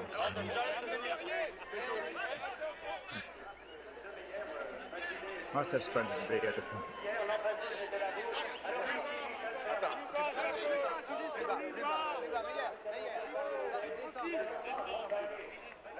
Another ritual is the victor's obligatory refreshment, a bottle of mineral water, also in the contract. For the racer's producers, just another necessary detail, but a bit more hell if he doesn't like to drink it.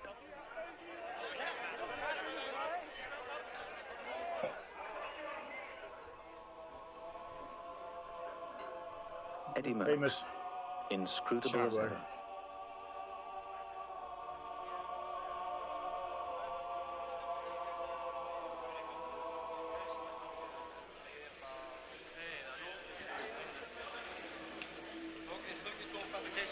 Oh, we're in halfway in the workout in the meantime.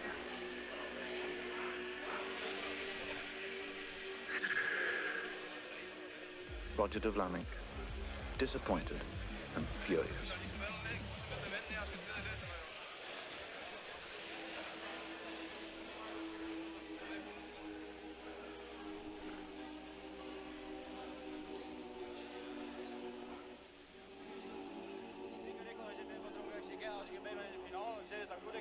Mark de Meyer, the happy winner. En ja, Guillaume die kon me zeggen niet meer op kop rijden, dus ik steek mijn hand in de lucht. Dus Blanco die rijdt 100 kilometer. How was that? I mean, standing in the shower, naked, doing an interview.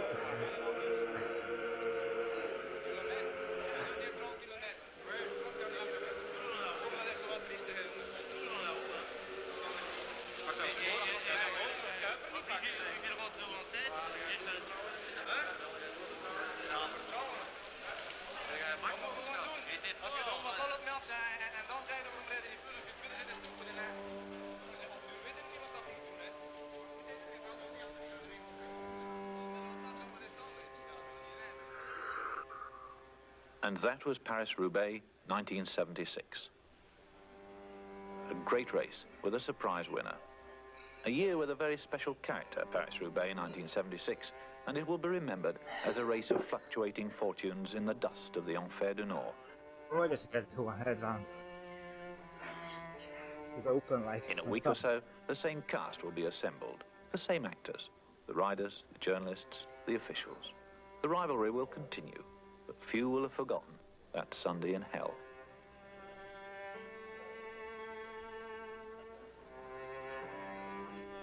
Okay, now then, let's go. Zwift Team Motorola. 15 years later.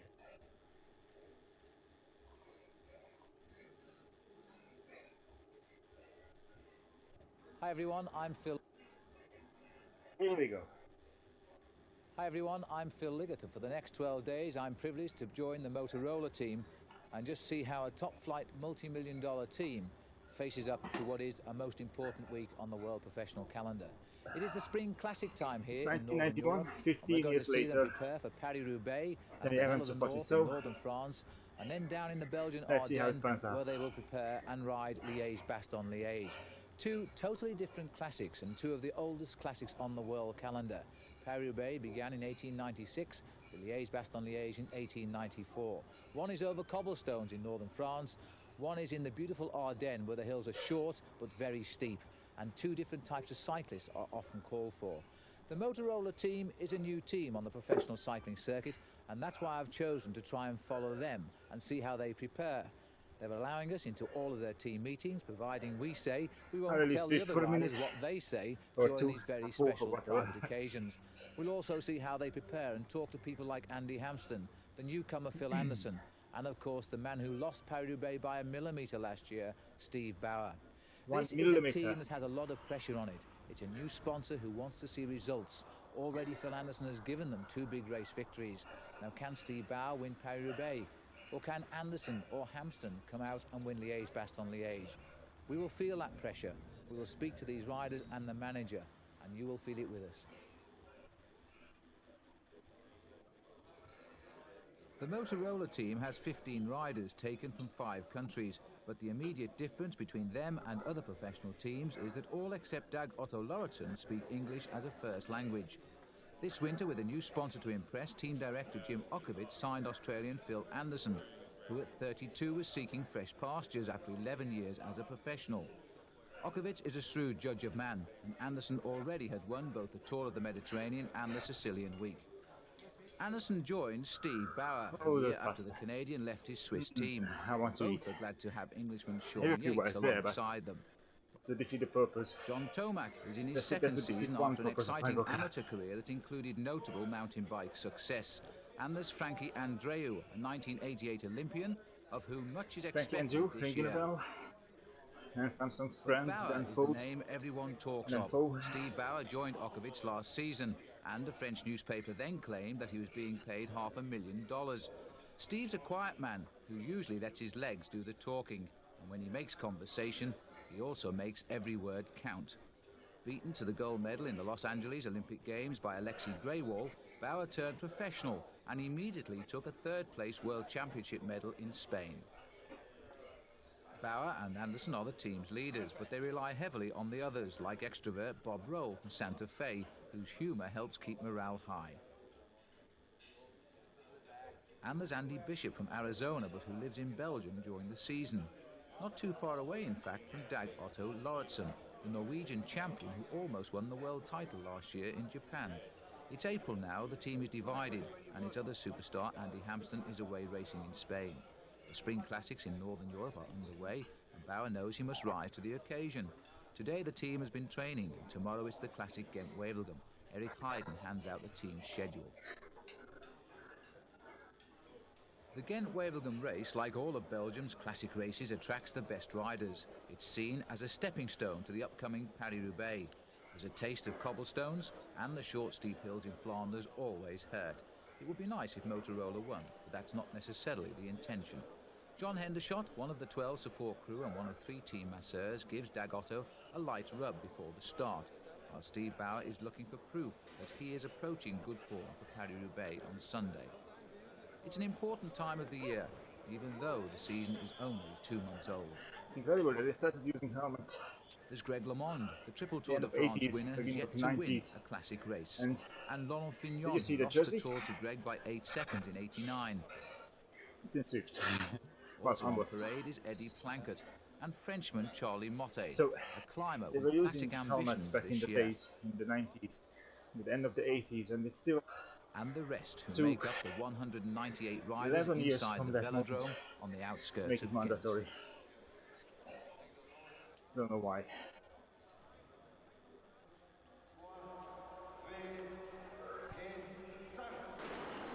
Okay. It's a novel start, but professional riders often get asked to do strange things. And with 5 hours to go, no one rushes for the door of the velodrome as they roll out into the chill Belgian air of springtime. Now let's switch to the race. Paris Roubaix and Liège-Bastogne-Liège are World Cup races. Ghent-Wevelgem isn't. So to race your heart out today and win is rather like playing your best shot on the club putting green. For a long time, the field stayed together, and team publicity director Paul Sherwin keeps in touch with manager Okovits. Not really. I'll see you later.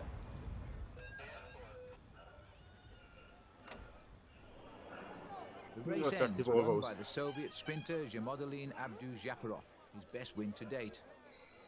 But 1,000 meters down the road, Phil Anderson's chance of victory has ended in a heavy fall, the sort of news the team did not want to hear. Anderson had taken quite a tumble, but the cuts, although plenty of them, seemed superficial. Still, he will be plenty stiff for a few days and would not now ride Paris Roubaix.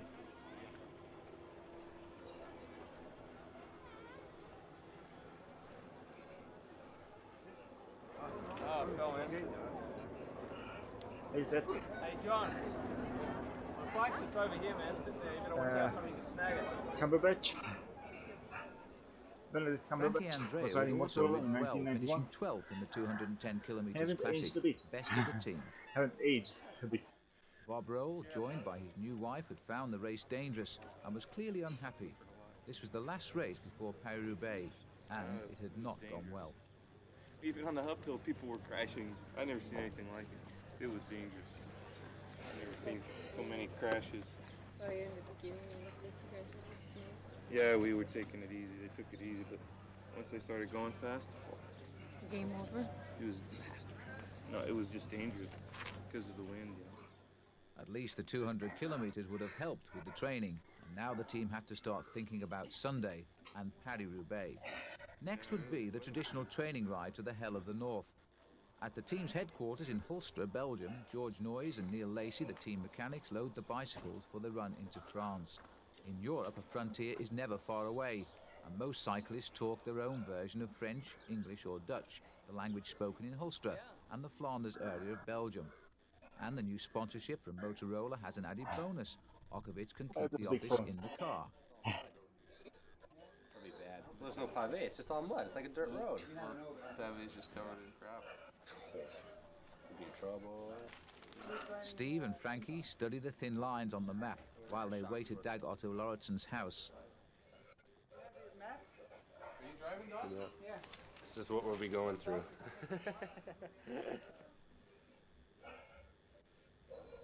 While outside, John Tomac, who raced Paris Roubaix for the first time last year and finished, decides to fill time practicing pitching. Before he breaks the news that... I forgot my passport, Oach. There's always one, isn't there? The Paris Roubaix is in France, John, and this is Belgium. On a bike, the checkpoints ignore cyclists normally, but not when they are sat in cars. Yeah, we're making a passport stop here on the corner. From the assembly point to the course is about 2 hours' drive. Bauer and Tomac travel together. I suppose you can ride from the forest to the finish, or you can drive from the forest for a while and then ride the final and ride home. That's it from the forest there, 100 Ks.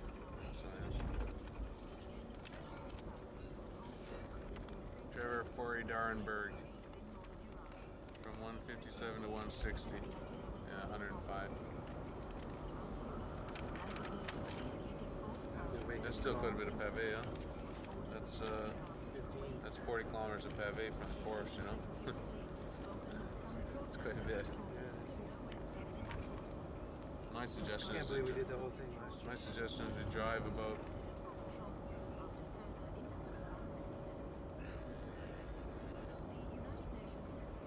bypass the forest. Drive about 15 k's of pavé there. So there's some really long sections that are pretty boring, you know, after the forest. If you guys want to ride, I'll watch it, you know. No problem. It's It's John Tomac's second Paris Roubaix, but for Andy Bishop, the adventure is about to begin. Is this your first Paris Roubaix? Yes, it is. What do you think of it? What do you think of the fight of Ireland? Glasses. First time you saw it today? Yeah, I'd seen it a few times on TV, but first time in person. Very nice. What do you think? It looks, when it's dry, it looks a lot better. I mean, I'm sure it'll be a lot harder to race naturally before the... Oh yeah. Are you looking forward to the race? Yes, I am. Yeah, I want to do this race. I mean, for a while I'm one of those sadistic people, I guess, that wanted to do the race. But yeah, I am looking forward to it. And what do you hope to achieve? We have, good riders on the team, and I think, just... He was working well. Steve was second here last year, and I think we can always improve on second place. And so I'll ride for the team. Is it good to be back on a European team? Oh yeah, without a doubt. Yeah. Also with the team is Eric Hayden. Well, Eric, speed skating, Tour de France rider, Tour of Italy rider, now almost a qualified doctor, and you're going out with the boys on the bike again. What's going on? Try to stay in shape while I'm with them. You look as though you're in pretty good shape, actually. Are you going to last with them? No, but while I'm here, just while Max isn't around, try to take over what he does as team doctor, and then when he comes back... What sort of problems, because you've only just come in, haven't you? Yeah. Into Europe. Yeah. What sort of problems have you had so far? So far it's mostly just been accidents, and then a couple guys getting the flu, and so it's been pretty easy stuff. With the accidents, it's just cleaning up cuts and make sure that everybody kind of takes care of them. Yeah. How's the new career coming along? Another couple months and I will be an MD, so it's getting close. So I mustn't become injured now. No, don't get sick. What about Fernando? He had a fall and get Webergum. Is he okay? He's okay. He got skinned up. He did both his elbows, both his hips, and both his knees. So I'm doing a faster training today, so but keeping up with the electrolytes and both about it. Yeah. That must You're going to get in the bike and go with the guys, eh? The white bounce over the cobblestones a little bit. You're a big man to bounce. Those big legs, Eric. I hope the tires hold out. What a great character Hayden is. In Holland, he is still famous after his 5 Olympic speed skating gold medals. But it was time now to get the feel of those cobblestones. Riding them leaves little to the imagination. The bone-rattling roads are real, and the faster you go, the more you bounce. Here in France, they are fast disappearing, and they say only 80 kilometers remain. If the cobblestones do disappear, then Paris-Roubaix will soon follow. It never disappeared, Efforts are being made to reserve both the cobblestones and Paris-Roubaix. This was a full dress rehearsal. The team cars are equipped and drinks are taken, eventually on the move. One concern, though, is the weather. It's too nice, and Paris-Roubaix will be on a day full of dust. Bob Roll, who has finished the race 4 times, goes in front alone as he sets a pace no one seems really interested in. Eric's bike, by the way, is already back on top of the car. As the tracks reveal their secrets, riding the stones is an art in itself. The riders usually use high gears and constantly search for the smoothest stretch they can find. But it isn't easy. For Steve Bauer, the final preparations are almost over. I mean, we're just 48 hours away from the race, but you did quite a few kilometres. 1 hour of effort left. Oh, yesterday I recuperated from the race on Wednesday, gone Weevil again. And, yesterday I felt quite a bit tired, so I didn't do any hard training. But today I thought I needed a little bit more before Sunday, so we looked at, mainly we looked at the final part of the race, checked out the areas of pavé and what the condition the pavé was in. And then after doing the last part of the race course, I rode to my home here in Belgium, which was only, say, 30 kilometers away, but I also did a bit of motor pacing behind the motorcycle, so that would help me get a little more speed, keep the legs turning really well, and actually probably help recuperate a bit from riding on the cobbles too. Let's just go back 1 year. Almost to the day now, Steve. Everybody's still talking about that fabulous finish. It's right now by Van Hooydonk, goes high, opens the door to Steve Bauer. Bauer comes on the inside, and it looks as though Steve Bauer's going to get that first classic victory on the line. They are almost together, and Eddie Blanker was right on the line. We'll have to look at that again. But I was disappointed, definitely, to be second, but also I knew that I'd done my best race, and I think, when you realize that you've done your best performance, no matter what the outcome, you have to be somewhat satisfied. Obviously, one more centimeter is a bit of luck, so you have to take it as it comes, as sport in a way. Normally when you hit a line together like that, You know if you've won or lost. Did you know, or did you still feel? No, I didn't really know, but I just had a sensation that it was probably because he was coming from behind that I thought that he might have got it, but I was too close to really, to really realize. It was a cruel way to take defeat, but Steve Bauer had been part of the most exciting finish the race had ever seen. Later in the year, he was making news again, this time after taking the lead in the Tour de France from an early breakaway group on the very first day. His 4th place in the Tour in 1988 had made him a respected man, but when he escaped with 3 other riders last year, they were to swap the lead right until the final weekend. Bauer held on to the Maillot Jaune for 9 stages, until the hills eventually took their toll and he passed across to Frenchman Ronan Pensek. But before that happened, Bauer showed all of his qualities as a champion. He could lead a race and lead a team. The quiet Canadian still didn't win many races, but he certainly knew how to grab the headlines and the all-important publicity. Once in the lead, Bauer knew how to fight and would never give up. But on the major leaders in the Tour, Delgado and Le Mans, you haven't lost a great deal. Docu. Well, they still have to make up a lot of time, and I'm still in the bike races. I lost the yellow jersey today, but there's no means completely out of the race, and I'm still going to push myself, and I'm still in the race, so tomorrow's another day. You lost the yellow jersey today, but will we see you in it again before we get back into the mountains? Never know. Never know. And how do you feel about losing the yellow jersey? You've lost it before. Well, I think instead of losing it, I have to think about, the 10 days that I kept it, and that's a great souvenir for my career, and, if I can get it back, I'll get it back. If not, then I'll do my best race. You've worn the yellow jersey on 2 separate years of the Tour de France. One day, will you be keeping it in Paris? Tough to say, it's there's not too many riders that can win the Tour de France, so, realistically, it'd be very, very difficult, but I'm also aiming to do my best race there, and if I get the jersey again, well, that'd be fabulous, As you're a professional, you're expected to always produce a result when you get on a bike, and of course, they sometimes forget that you are a human being as well, and that just doesn't happen. How do you actually lift yourself back up, motivate yourself to go back out there and try and do better again? Well, I think for this weekend, definitely my race last year is going to give me a tremendous boost of confidence. I think that had I not done so well last year, that I might be a little bit less motivated than I will be this year.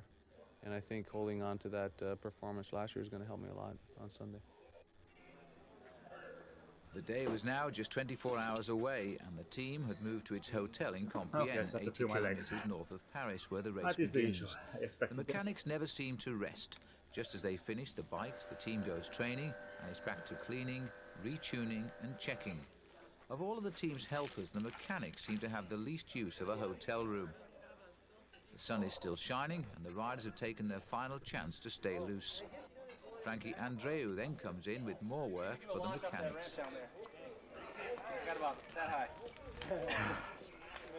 These days, Paris Roubaix does not seem to demand a great deal of different equipment, but one point of concern is the thickness of handlebar tape to avoid or at least delay the blisters forming. Or you could run a strip of tape across and then I could tape over it. Yeah. Could you do that? Just one, please? Where? Just on the top. Yeah. So just on the, like,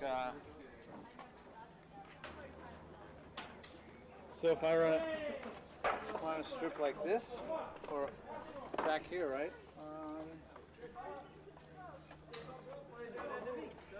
I think about maybe double. Oh, she's way up there. Tape over the tape. Yeah. That's there though. Like so. Yeah. You don't need anything, John. It just makes it a bit softer. Longer, dude. Just show a little bit.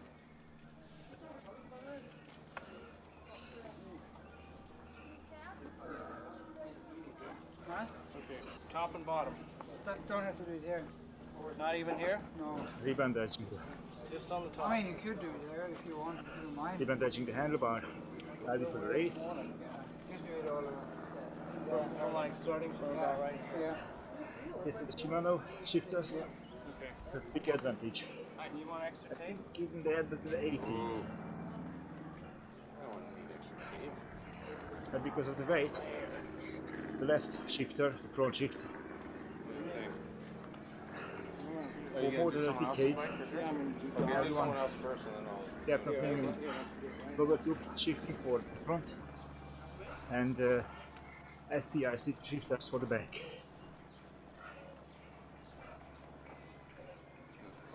It does? Yeah, it feels big. No, just normal. So good. You know best. Nah, it's all in the hands anyway. You have to relax your hands. Yeah, I was going to ask you if you wanted maybe some difference in 12-19. Seemed to work pretty good there, I don't know. Yeah, it seemed to work pretty good. It was a headwind. The boys seem to be spending more time than usual with the mechanics. Next day they knew broken bikes and wheels would be commonplace. George is more interested now in the tyres with Steve. You go. In between the chat, autograph hunters avoid the crush of Sunday, while George talks about tyre pressure, measured in atmospheres. The wrong pressure on the cobbles could lead to a flat at a crucial time. Actually at 5 and 5.6. Actually it's 5.1 and 5.6. We told you it was 5 and 5.5. I think that's good pressure for you there. Just gotta have good legs. Yeah. But Bowers had enough. It's time for a massage. He leaves the mechanics to do what they do best every day of the season. The bicycle preparation will go on into the early hours of the morning.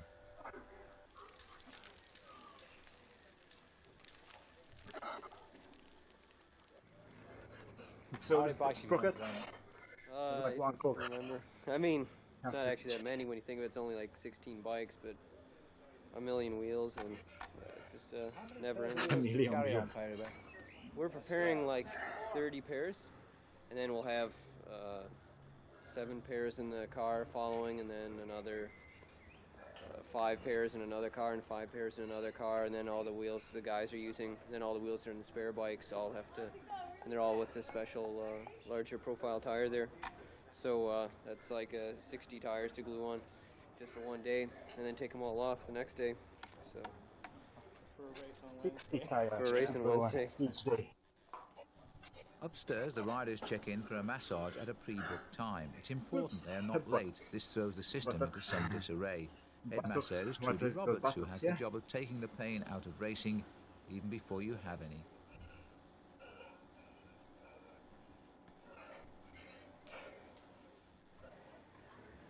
Joined by Jodie Wallner, Trudy then must make sure all is ready at the restaurant where the team will walk for dinner. It's rather like the Last Supper. Jim Okovitz has okayed some wine, so Sean Yates passes the list to Steve. What's a budget? Still no one talks of Paris Roubaix. If it wasn't for all the team cars parked around the streets outside, I might wonder if this was the right weekend. You pick the wine, Steve? It has a delicate bouquet.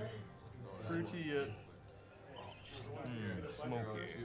Plenty of pasta and salad, more pasta and salad, washed down with a glass of wine. This professional racing is beginning to become more appealing. On the morning of Paris Roubaix, George is still there at it, and the 3 places laid for the mechanics at dinner the previous night went unfilled. Neil Lacey explains the very latest in brake levers that also double as a gear shift. To apply the brake, you just use it in a normal manner. But to shift the bike, the large lever shifts it to a lower gear, and then the small lever brings it into a higher gear. And the small one only shifts 1 gear at a time.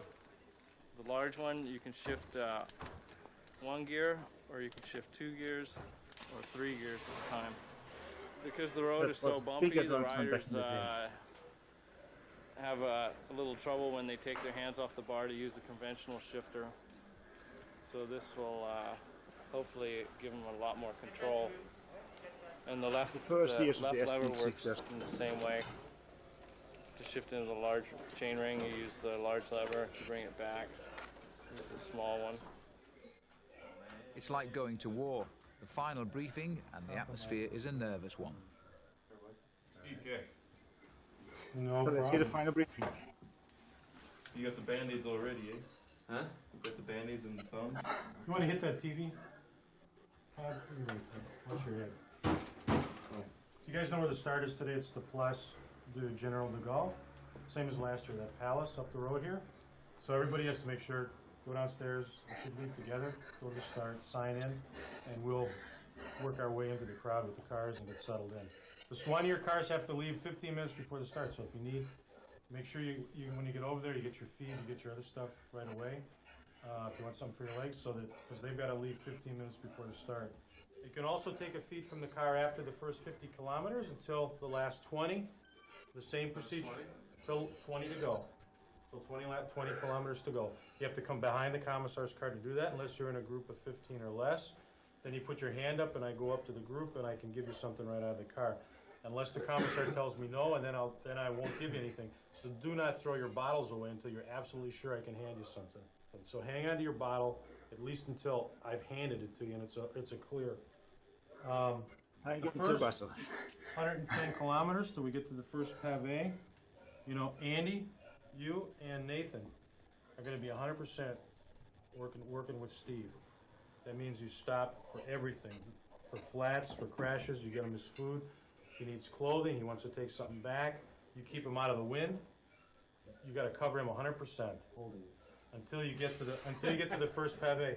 And Dag, you and Frankie should be like real watchful at the start for those early breaks that go.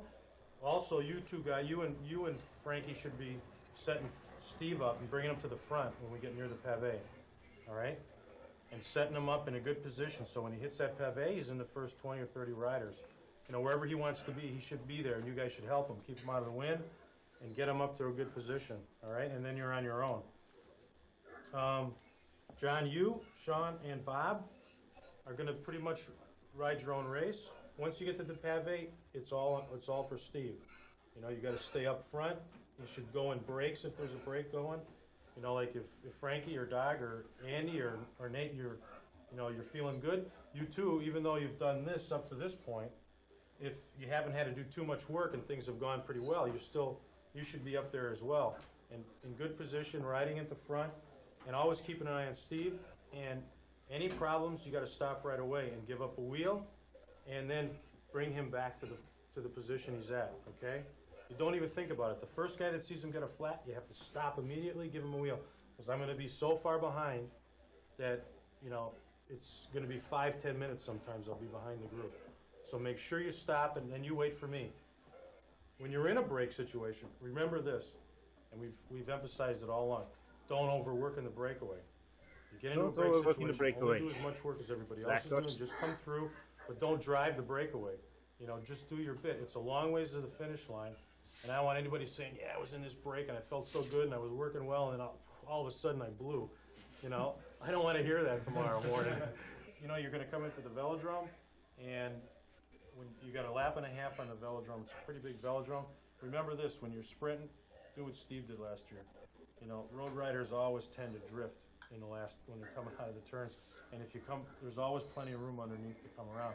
Don't necessarily do that, but keep an eye out for that opportunity, because what happens is they're looking like this and they start to drift a little bit. The more they go like that, the farther up they go, and by the time they come out of the turn, they're already way out of the pole line, and the pole's wide open. And you can stay in the pole. That's all. It's legal. When a guy drifts out, you can come underneath him once he leaves the pole. So just keep an eye out for that if you're in a sprint situation. No, still can't. Everyone puts on a brave face to prevent their real feelings becoming infectious. Djokovic wants a result, and the riders know they must try and give him one. That briefing, though, was held an hour before the start. Now the riders have moved to the start line. There's a hint of rain, and the weather appears on the change. Okay, that's stuck.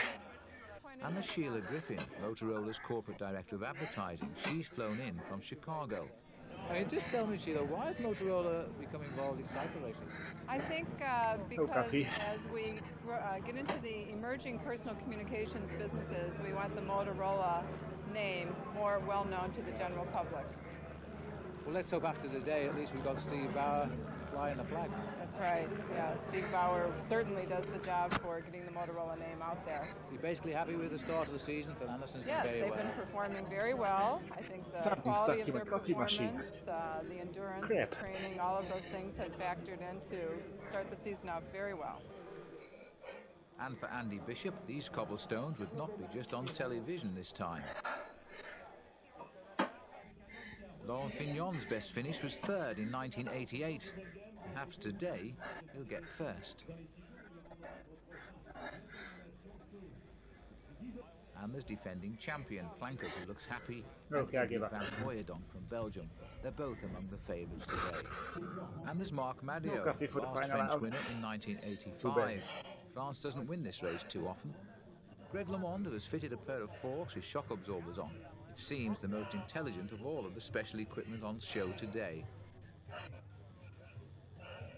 World champion Rudy Darnand in his rainbow jersey. A list of great Roubaix performances to his credit. And of course Steve Bauer, the best Canadian professional ever, waits at the start knowing what is expected of him by his team. There is no classic race quite like it, and even the most ardent follower of the sport cannot help but feel the tension. We've come this far, now let's get on with it, seems the unspoken word. I started to push down the party after the coffee incident. The race leaves Compiègne, and with strong winds and slight rain it will make a fast start. The 56 kilometres of cobbled roads and tracks don't start until Troisville. That comes after 100 kilometres. Then comes the forest of Arenberg. It's the first free-for-all, and from then on, it's a matter of survival. There's a massive crowd waiting in the forest, a nature reserve that normally allows no wheeled transport other than bicycles. Who wants to take the car over this road anyway? 11 riders have taken a lead. None are from Motorola. But the chase had been long and hard, and at this point, the escapers had been cut back from 5 minutes to just a minute. At the front is Gert Jacobs from Holland, leading the charge.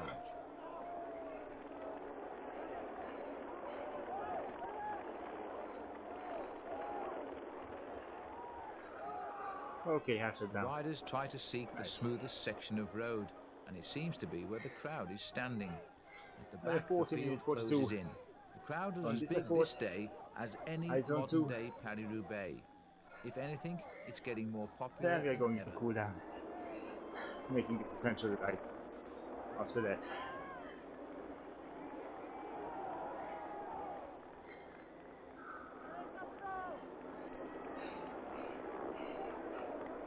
As the crowd stands back from the advancing leading group, the race behind was catching up.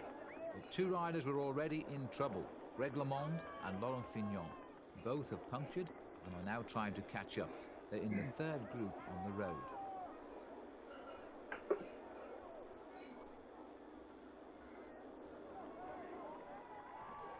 So this is the exit now to the forest of Arenberg. The news has reached us that LeMond and Fignon are chasing, but we're heading on now to pavé number 7. And Steve Bauer has made the split. So the hard work of the Motorola team that has been done today has brought Steve Bauer into this lead group. And surely now this is the decisive move. This small group of riders who are building over the chase group. Before Bauer got up here too, Sean Yates was in a small breakaway with Charlie Motte. So he was playing the advanced guard for Motorola today. And he's had bad luck again, as he always seems to have in Paris Roubaix. Yates is not in this group at all now, but one or two top names most certainly are. Number 68 we've just seen there, Nico Verhoeven. There's Steve Bauer, the lone survivor of Motorola today, and I don't think the team will be too surprised about that. They built the whole strategy around him today, and it looks to be paying off at the moment. They've got him exactly where they want him in the front group. There's been that atmosphere all week with the Motorola team that Steve Bauer has been planning to do a good ride today. No previous indication of form. He hasn't had a great start to the season, but psychologically he's been building for this breakaway. Well, this looks like Laurent Fignon. Fignon with Rudy Darnand's here. This is the chase group. Fignon has done nothing but chase all day today.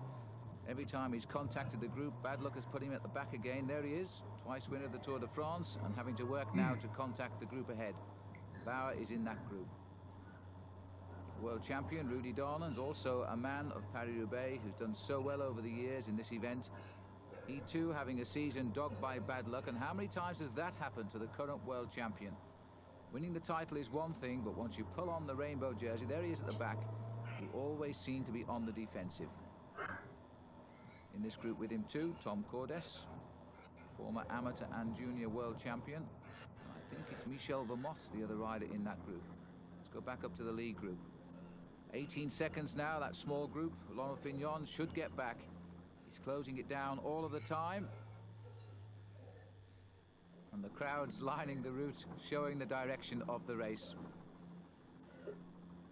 Well, it's a large group, and the pressure has gone off a little bit at the front. There's every chance now. There's Dornan's on, Fignon is on, so they've caught up. The pressure's gone off a little bit.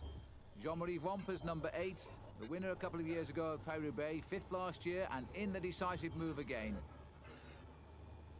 Well, Dornan's there, sort of indicating to Fignon, we've made it back. And a little bit of relief, I would think, if we could see the face of Rudy. And now the pressure is off at the front. This is the first big selection in Paris-Roubaix this year. They have chased down the Forest of Orenburg, and the strong men have regrouped at the front. I thought it's my trainer, but it's a Bauer copter. in the centre of the group. Fignon is here too, so too Adrie van der Poel. How would you want the pole? Ringing a bell? Jean-Marie Wampers, plenty of the Panasonic boys are here. Bauer just lying back from the front of the group now, planning the next tentative with the cobblestones that remain. And a little bit more action required from the boys at the front. That's Peter de Klerk. Well, the crowd has seen a great classic Paris-Roubaix this year, and this now is Hendrik Redant, who's trying to go for home for Belgium, just in the manner of the old days when Eddy Merckx used to win this race.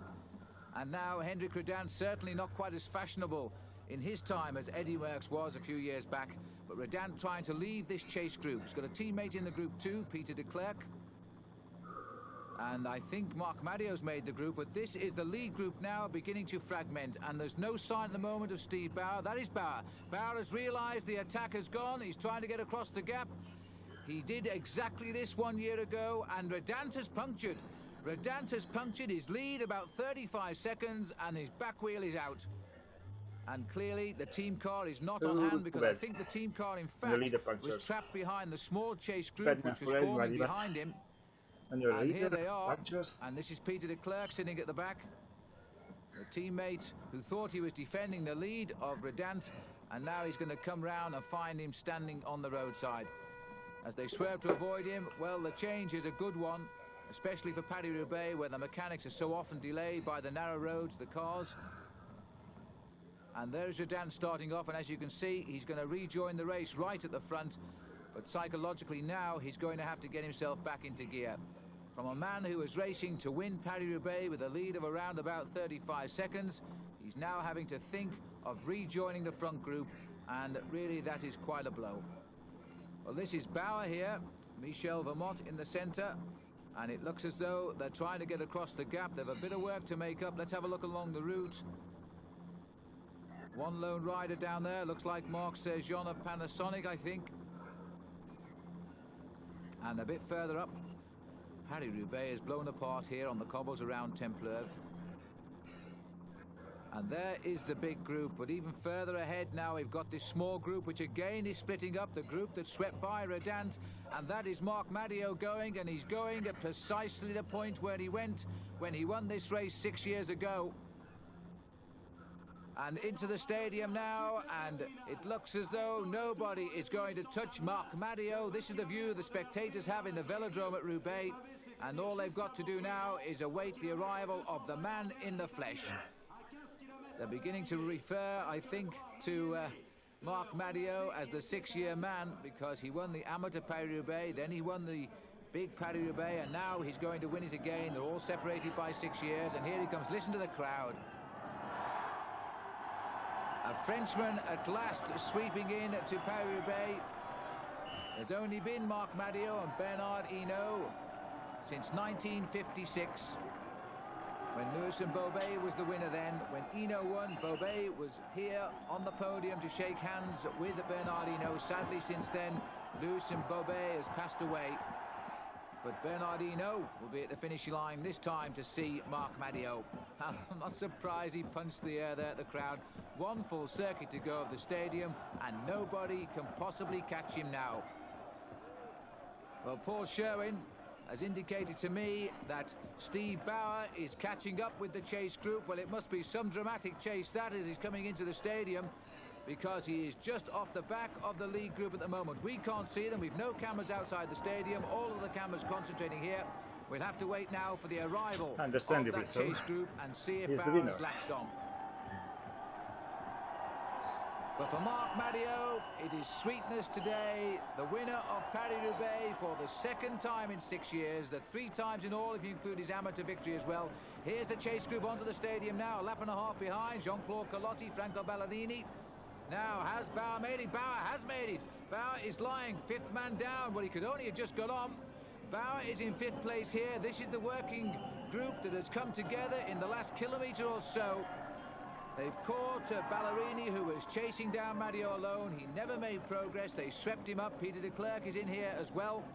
And Jean-Claude Colotti, the sprinter, is finding himself in the exact position he really doesn't want to be at the front.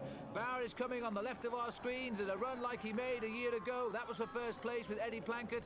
Plankett has been dropped with a puncture today, not in at the final showdown, but Bauer most certainly is.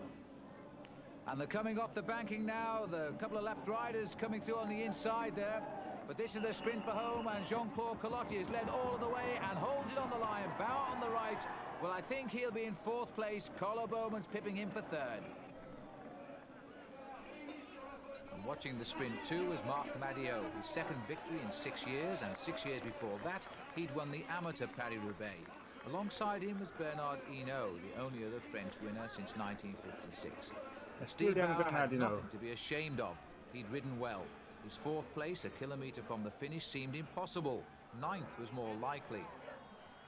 Sean Yates too had also ridden well. After the Forest of Orenburg, Yates had been in the breakaway that had contained Charlie Motte, and he finished 52nd of the 105 who arrived at Roubaix.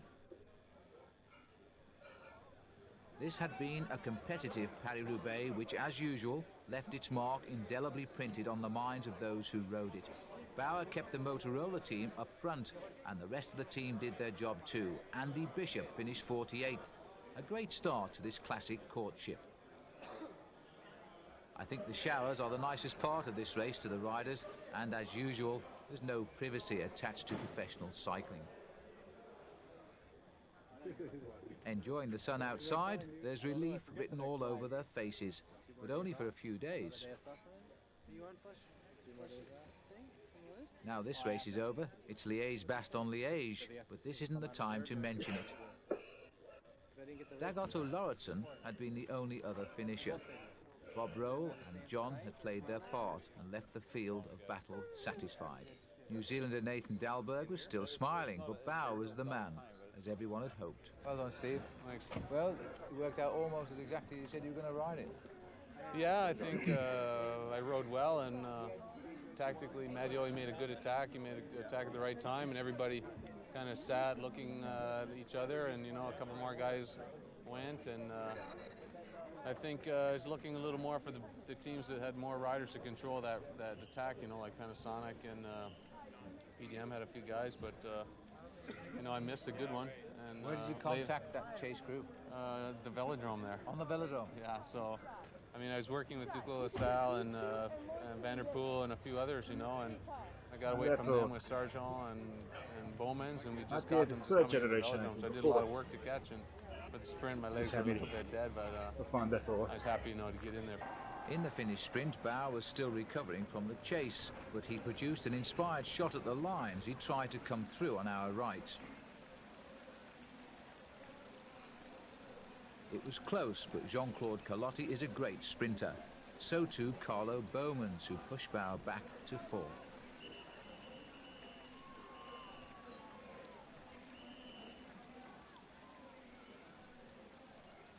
Next morning, it's back to the office for the backup team.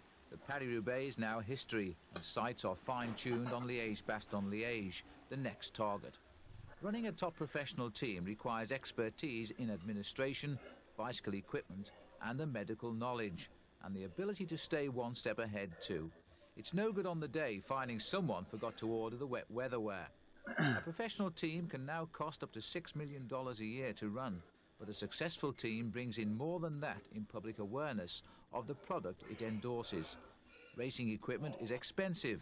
A wheel can cost $2,000, and a bicycle is worth up to $5,000.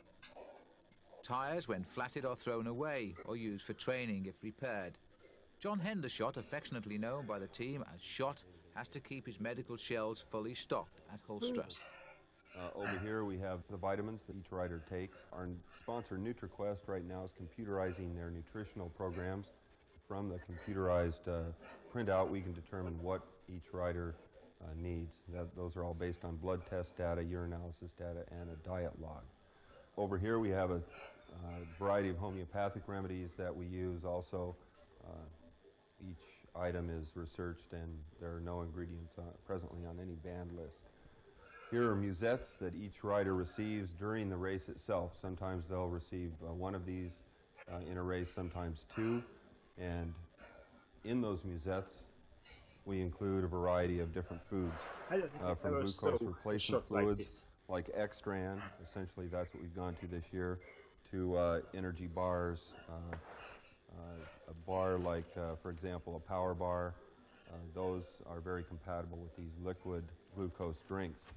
NutriQuest, our nutrition sponsor, 30 minutes supplies us with a drink mix. Yeah, rolling those into drink mixes are also very compatible with the liquid glucose drinks that most teams are going to. And there's the rest of the team equipment. Shoes with their special bindings, plenty of racing jerseys with long sleeves for the cold and short for the summer, and sunglasses too with lenses that can be changed. For example, they'll use clear on a day when there's just a likelihood of grit in the eye. Hard shell helmets compulsory in America, but not so in Europe. Motorola branding is everywhere, and when the riders throw items away, the kids will pick them up. You're looking really great, Jim. The first 5 miles I thought I'm in for a bad day here. Did you drop them also? Did they drop you? After a pleasurable ride with Jamokovic and Eric Heiden, Dag Otto Lauritsen had arrived at base with his family. A chance for me to discuss his greatest disappointment. That's the worst crash in my life. Do you really feel it cost you the world title? I think so. I have to believe that too, but I think I had a good chance to beat both of those guys. And I think maybe Downs wouldn't have been there if we didn't crash, because we was like we lost 30 seconds. Yeah. Or if he would have been there, we would have been 3 guys, and I still think I had a decent chance to win, but I for sure would have a chance to have a medal. So it's... At the moment it was bad, but I think later when I really knew what I lost, then it was worse. I was riding halfway up the hill because I attacked from right away, and he was the only one to come with. And I just let him through, and he rode for 50 meters, 100 meters, and I looked back on the switchbacks down there, and Downs was coming up to Gaillard. Gaillard was rushed from us, so Downs couldn't ride then. But he thought that Downs was riding to chase him, so he was mad at him. So he was screaming, and then he had one hand off, and he turned around, and it was very steep, so there was nothing to do. I was first on the bike again before him, but then my chain was stuck in between, so I couldn't get it. I couldn't start. So I had to go off again, and then by that time everybody was gone.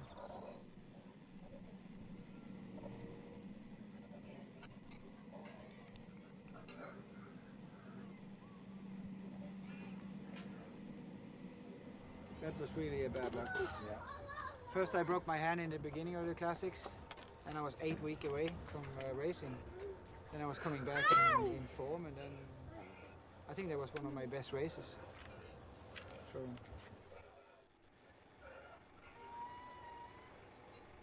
Before Liège-Bastogne-Liège on Sunday, there is one more Belgian classic, the Flèche Wallonne. George is first to head off towards Spa in the Belgian Ardennes. This race is important to the team as a stepping stone to Liège-Bastogne-Liège, as it covers some of the same roads. But I've taken the chance to call on Eddie Murks at his bicycle factory near Brussels Airport. This legendary cyclist still has no equal in the racing world today. Ah ben, ils seront pratiquement faits, hein. Je les envoie demain ou plus tard. Ouais. D'accord. Eddie, the Motorola is a new sponsor in the sport. It's a multi-million-dollar sponsor now, and you're helping the sponsorship with the provision of Eddie Murk bicycles. How many teams do you actually sponsor in the sport? We are sponsoring 4 professional teams, but I think the Motorola is the most prestigious team. Why is that, Eddie? It's because it's American? It's different to all of the others? I think it's first because it's American, and I think also because Motorola is a very big name in the business, and for me it's very exciting to sponsor with the Motorola team. Does this team have the depth to help people like Anderson, Bauer, Hampsten win the Tour de France, perhaps? Oh yes, for sure. I think riders like Sean Yates, Ron Kiefeld, Dahlberg, they are very good riders, and there's a very complete team, and I think they can defend in all the parts of the stage race. Well, this week coming up, we've got Liège-Bastogne-Liège, Eddie. You won that race 5 times, which is an unbelievable record. Do you think that somebody on the team might do a good performance on Sunday? Oh, I think normally Andy Hampsten or Phil Anderson, when they are in a very good condition, they can win Liège-Bastogne-Liège. Now, in the case of Hampsten, he is still feeling a little bit low morale because he is sick after a race in Spain. And Andy, by his own admission, can't handle being sick easily. You know, it affects him mentally. What would you advise now for Andy? How can he pull himself back into the right mental approach? I think what Andy needs more, it's more racing, because I think the problem for Andy is too much training and not race enough. And naturally now with the Tour de Pays Basque, when you are sick, you cannot ride on the best level, but I think it will be fast finish, because they have very good support also in the team to recover him. And then also now with the Flèche Wallonne and Liège-Bastogne-Liège after them, it must be back good Hampsten. Murk himself still rides his bicycle, and shortly after our interview he was off to the south of France with some friends to ride 120 kilometres a day and drink some fine French wine in the evening. His 525 victories between 1965 and his retirement in 1978 included all of the world's major races, except Paris Tour. Most of his victories came alone, in champion style. He lived up to his nickname, the Cannibal, and ate them all alive. It sounds a silly question, but why was it you who was chosen to be such a fantastic athlete? Yeah, I think that's natural. I think my parents make me like that, and they give me maybe some more physical ability, yes. But after that, I think also because I was training always very hard, and also when I was winning a race, I was not thinking it was finished. Then I think it's hard to come to the top, but it's harder to stay on the top. Now, Eddie, going back to the great days when you were winning the Tour de France 5 times, 7 Milan San Remos, 3 Paris Roubaix, the list is endless. I think you rode about 1,800 races as a professional, and you won almost 1/3 of those races. It must have been very demoralising for the rest of the riders who lived in your time. Yeah, but it's normal, it's sport. When you go to the start of a race and you do sport, if you start for not winning, you have a bad mentality. So in the big races, it's very important to win because they are big races. But in small races, the people maybe give you money, and then you have to give for your money, and that's a very important thing. I think you must be a professional on all the line, and not only a few times per year. Now, when you were a cyclist, you were very meticulous with your equipment. You were always measuring the height of your saddle to absolute perfection. You would change the height slightly if there was a special course coming along. Have you applied that same attitude to the business? Oh yeah, sure. When some people come here to measure, and also with the Motorola team, I remember the first time I was going there, and then when I see a rider that is not staying so well on the bike, I try to change them and try to convince them to have another position, because I think it's very important also to have a good position on the bike. The progress in the sport since you were a cyclist has advanced so quickly in the aerodynamics, the lightness of the machine. I mean, what would you have done if you'd have had a bike like this when you were a cyclist? One more races? Yeah, but no, one more race now, because in the time I was riding, the riders have the same bikes than I have, and so now also the riders have everything have the same bike, so it's making not much different, I think so. But the one thing, of course, the hour record, Eddie, which was yours, and then Moser came along with a crazy bicycle and takes away your record. Did you feel bad about that? No, it's a new technology. It's not more the same. No, you cannot compare the two records. The one is with a traditional bike, and the other one is with new technology. So that's different. Let's go back then, Eddie, to when you were a cyclist. I can remember you racing, and I once remember a cyclist saying to me at the Hampsten Gold Race that when I said to him, who will win today? And the rider said to me, if Eddie Murk has decided he wants to win this race, then Eddie will win this race. That is the power you had over the finest cyclists of that time. I mean, did you feel the pressure was on you every time you went to a race, that you must perform so good for the people? Oh yes, but people, it's never enough for the people now, but the pressure was always, it's why it's so difficult to stay for many years on top, and that's why also I stopped on 33 years, because the pressure was so high, and it's not physical that you cannot do more, but the pressure is too high, and then one time it's better that you stop.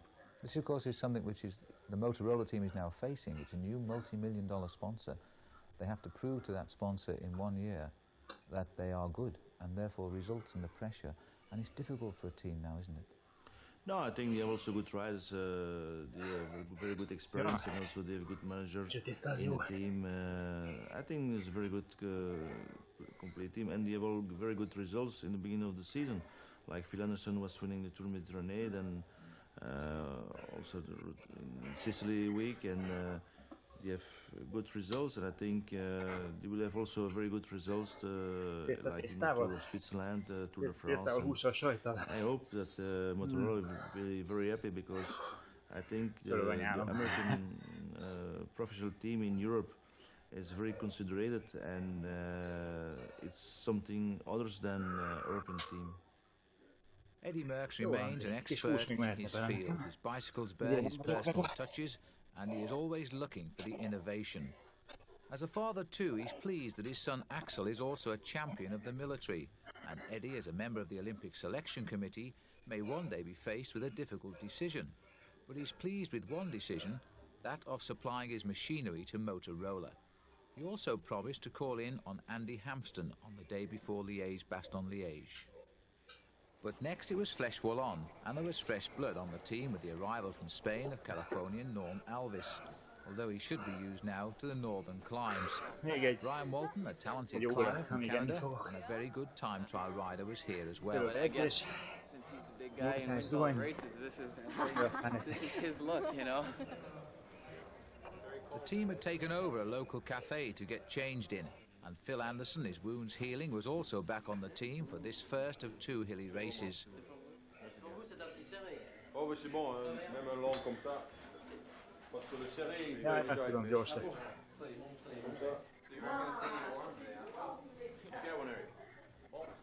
Yes, we can I'm you. Have a nice day. Yep. In the street, Tour de France winner Pedro Delgado was almost ready. This race was an important part of his pre-Tour de France preparation. And his lieutenant, Miguel Indurain, who has been ill but wanted a top performance. Claudio Chiappucci second to Le Mans in the Tour de France. They were all here. Raul Alcala, the Mexican winner of last year's Tour de Trump and also last year's Tour of Mexico for a second time. He's shortly to ride his first Tour of Spain. Hey. Greg had plenty of support, but had said already that he felt his form was not good enough to get a result in the Ardennes. Irishman Stephen Roach, a winner again this season and hoping to rival Le Mans in July's Tour de France.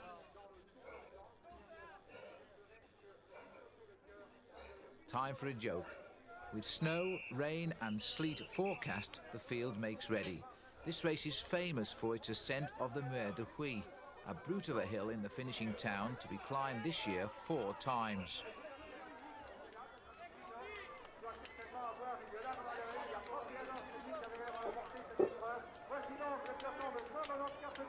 It is still there.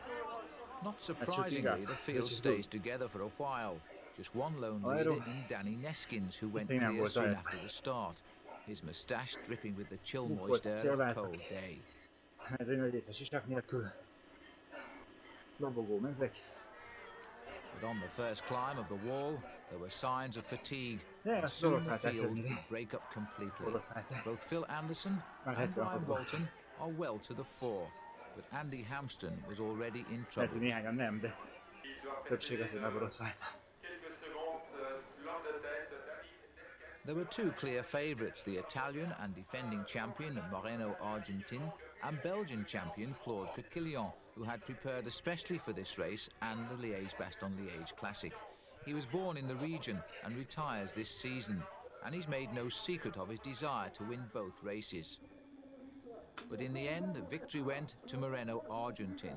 He broke away 70 kilometres from the finish, fell off, remounted, and then won alone. There was some consolation, though, for Claude Coquillon, because he finished in the second group and in second place. It had not been a great day for the team, and only Anderson could finish, but he did make the top 20. Nem volt pucos mérő, Roland. Steve Bauer had missed Flèche-Wallon and joined the team the next day at the Liège base. Professionals like Dag Otto were hoping for a change of form. What did it take to actually bring yourself onto form? I mean, you know yourself so well, you know how to do it, but I mean, how do you know when it's all going to happen? Normally I should have been in form a long time ago, because normally I'm always good in the classics. But this year I've been suffering from illness since September, October, so that has kept me back, and I've been suffering much more than I should do. So that was hard for my morale and everything, but now it seems like I've got the right medicine and everything, so I'm on the right track now. But I'm still a bit behind usual form. So for Liège-Bastogne-Liège, what do you expect from yourself? From myself, I expect to do as good as I can for Phil, and I hope I can do better in Hampsten. Yeah. But I don't expect to be in the top 10 or top 15 in Liège. I think Phil has a very good chance. Érzés. Valaki mentél vele? Well, let's hope so. And what about Andy Hampsten, twice winner of the Tour of Switzerland and third in the Tour of Italy? The American has been ill in Spain. His morale is low. Andy, you're coming in for Liège-Bastogne-Liège. You were spared the agony of Paris Roubaix. How are you feeling after your sickness in Spain? I haven't quite bounced back on Wednesday in the Flèche-Wallon. Really, the body wasn't there, so you know, just the important thing now is, since the flu's a bit of a mystery to me, to just keep training and let my body recover. But if it does come around, you know, make the most of it. If it comes around by Sunday for Liège-Bastogne-Liège, all the better. But it's your time, of course. Yeah, it is. You know, I've never quite done as well in the race as I would have liked to. April seems to be a tough month for me. But it's very good. You know, I've got to know the hills pretty well now, and you know, it's a great race for me to try to prove something. Are you a guy for the warmer weather? I mean, you always come good in midsummer, like. Yeah, there's really a lot of riders like don't like it. Until May that my form really comes around. Even though the races are good for me, even though I motivate myself and try to get up for them, it's never really happened. Yeah. It'd be nice if it did, because they are real good races for me. Now, Flèche-Wallon yesterday, the weather was really grim. It wasn't very pleasant. It's definitely a spring day. It's when you don't want to be a professional bike rider. Yeah, it's not the kind of day one plans his career. So what did you give up yesterday? Yeah, I just fell off the pace, and there's nothing I could do with probably 70 kilometers to go, which is a pretty bad indication. I mean, some of the young lads watching this will think Andy Hampsten never gets tired. You know, you can't fall off the pace because you've been fourth in the Tour de France, but you suffer just like the rest of them. It's up and down, you know, and you know, the better I do, I just raise my standards. So then when I'm not doing as well, it's twice as hard. Yeah. And today you're going out with the boys. Yeah, it looks like we're going to do all the last hills in Liège-Bastogne, and it should be 150 Ks or so, and it'll be good to put them all together and just really to get my mind in the right frame. It's a bit longer, but it's a lot like warming up for a time trial to really go over the whole course, and then when it comes time to do it in the race, then we already know it. First, though, it's off from Liège by car and along the auto route to Bastogne, and then the team will ride back over the route, taking special note of the two new hills on the course. One of the hardest is La Redoute, and after 4 hours the riders were back in view. Ron Kiefel on the left had flown in from America. No time to rest, as he's needed for Sunday. The former US champ is a valued member of the team, while alongside him is Andy Hampsten, a superb climber, if only he can attune himself in time for the big day. And behind is Mike Carter, a real talent, but still feeling his way around at this level of racing.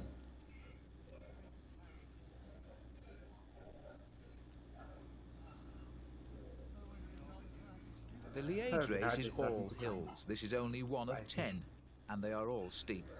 The Motorola team wasn't the only one checking the route out either. Charlie Motte had passed by earlier with his French RMO team, and Argentin, the winner of Flèche Wallonne and favoured to win again, had led his Ariostius squad by. Phil Anderson has finished second once and twice third in this race. He is still Motorola's best hope, with Steve Bauer a good outside shot. Again, they will be the team's leaders, and the rest must help when possible. The weather had changed too. It's cold now, and has been all week, and the Ardennes can be very cruel in bad weather. When Bernard Hinault won here in 1980, he finished like a snowman, and was one of only a handful to complete the course. So, after the stars had gone by, there was me. All I seemed to be doing this week was following the team around. I was beginning to think that making this video was not such a good idea. You know, keeping up with these guys in the Motorola team is kind of hard, and so it should be, because after all, they're the best bike riders in the world. Today they've ridden 180 kilometers. We're just 2 days away from Liège-Bastogne-Liège. This is La Redoute, one of the most famous climbs on this classic, and it comes just before the finish. One more big climb to come called the Côte des Forges. And you know, this hill and the next hill is where the climbers put home the killer instinct. This is where they springboard to victory. Now this year, Phil Anderson has joined the Motorola team, and also Steve Bauer. He didn't ride in Flèche Wallonne yesterday, he's back too. He had a great ride in Paris Roubaix. Now we look for a good ride in the Ardennes. There's also Andy Hampsten. There's a big question mark on Andy. Is he well now after sickness in Spain? We're going to find out. The boys have gone. I'm now going to have to catch up with them, and then we'll see what they've got to say about the Battle of the Ardennes still to come. Oh, there was in fact 2 hills to come, and the other was the Côte d'Ornay, but the team kindly waited for me. Ron Kiefel on the left seemed intent to ride out his jet lag, and Andy was with him. For the rest of the ride, they stayed at the front. I followed, looking forward to dinner. Looking forward to dinner. As the riders trickled in from the ride, they were looking for the mechanics. Who else? Of course they would, to hand their bikes to them. And Eddie Merckx, as promised, travelled to the Ardennes to speak with Andy Hampsten. Merckx would not see the race on Sunday, as his son was racing in the Belgian Championship, so he made a special trip to see the team. Yeah, better to race a little more and training less now. Well, last time we trained a lot now. Now? Well, yeah, because before the Pays Basque and that race. No? I was racing weekends. Oh yeah. I did a Criterium International. Oh, that's good. But I fell apart there. But I'll have 10 days train, do 5 days hard in the mountains, but shorter intervals. Yeah, it must be attention to not train too long also. Eh? Yeah. That's the power for the race. Otherwise. 6 minutes. But then it's good because there's all of Normandy, 1 day off, 4 days Trentino. Mandy, my heart is 2 weeks for a training camp relatively low. in the mountains in the Alps. 5 days. 43 in the morning. Paris Nice also last. I can say I'm resting. Really good. Yeah. But then I got this influenza in Spain. Completely eliminated. If you're sick, it's better no riding, eh? Yeah. No waiting and. But then I started feeling better. I started training, and then at Flèche Wallonne, empty. But now you look good. Now I look good, but tomorrow you have a big race. Everybody had now moved into the hotel for the weekend. The heavy work left to Schott and Trudy. In the hotel, the team was completed with the arrival of Dr. Massimo Testa. It was left to Trudy, though, to sort out the nightmare of reservations. I had an appointment with Phil Anderson, who'd given the new team the sort of opening they could only have dreamt of. I think anybody, when they go to a new team, they're motivated because they want to, show the team that you know, it wasn't a mistake, and so like, you know, and them choosing this rider, and you know, it's good for the sponsors, Motorola. So 5 more minutes. Us personally, you know, I always want to do better every year. You know, I'm 33 now, so I'm not as young as a lot of other riders on the team, or even in the sport. You know, I'm one of the older riders now, and you know, I think, you know, I want to prove to myself and people around me that I'm not finished, and I want to that I'm still up and alive and kicking. You know that tomorrow you are literally going to go through hell in the effort to succeed again, because all the riders suffer. People think the top professionals, they find it easier for some reason than the other riders, but it's not easy for you, is it? No, certainly not. You know, I think you know, sometimes I go to a race and I'll be riding a race and I know exactly what the hell's going to go on. I know where the brake's going to go, and I'll be sitting there, I can see it go, and sometimes you can do nothing about it, you know, because you're just physically not in condition, or you're not good that day to happen. And other times you're the person that everybody else is looking at, you know. It's just like which side of the field you're on. Outside, just another hotel car park, but the same mechanics were still hard at work. This race was different to Paris Roubaix in every conceivable way. The bikes too were slightly different. It's a lighter weight frame. We have lighter weight wheels on the bike.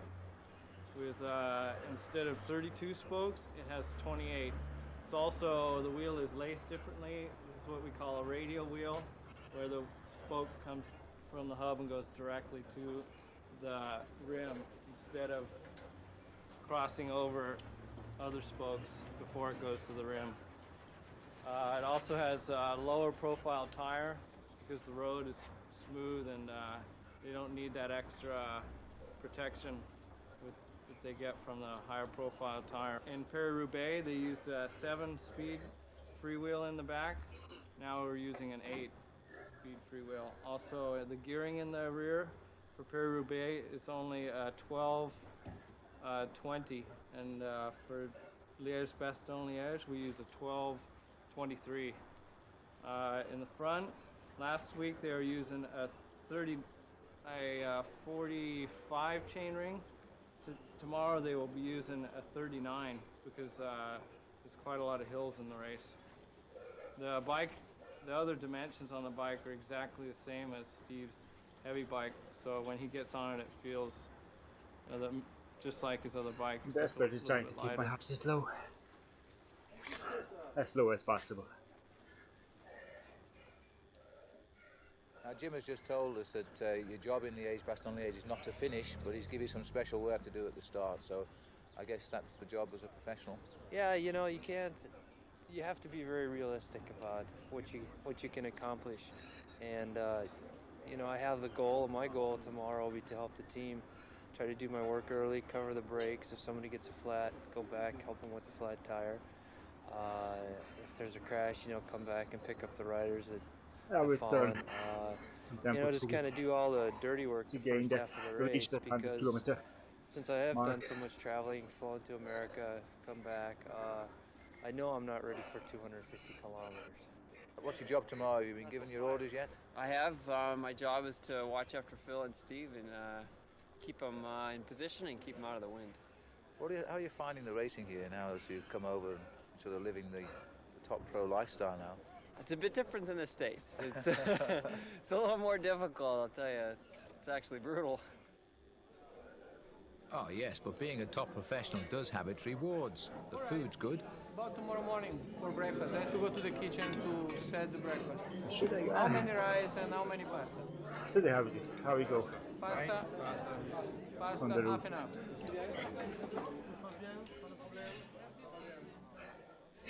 Last minute. Max Tester is now in the kitchen with the chef de cuisine discussing menus for the riders. Diet is important, plenty of carbohydrate is required, and pasta is favoured. The only question, how do you eat it at 7 o'clock in the morning? When you're in the middle of eating one meal, you've got to decide what you want for the next. The Motorola team were staying in the same hotel as Pedro Delgado's squad and Stephen Roach's Belgian team, but they all ate in separate areas. On race day, the mechanics, who else, were first outside, and George was as enthusiastic as ever. Neil checked the wheels and George oiled the chains. Okay.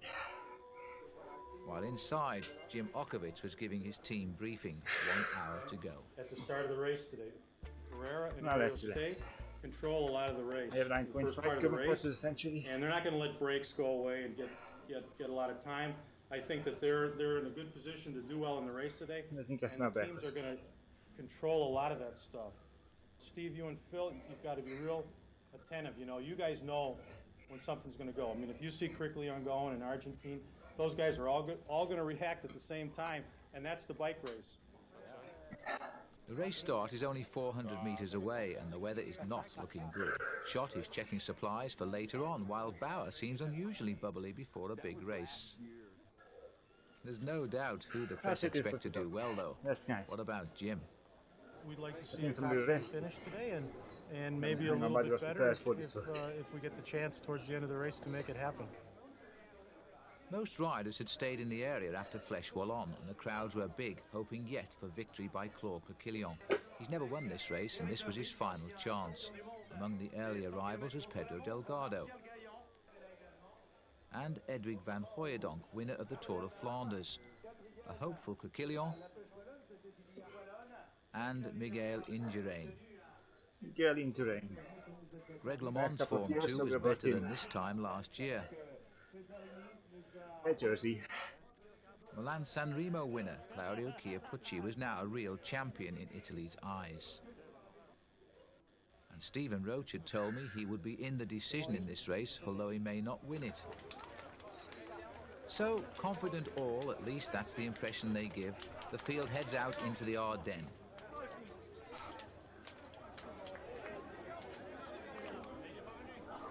It's a beautiful countryside that has been ripped apart by world wars, and American tanks still stand in Bastogne as a symbol of freedom.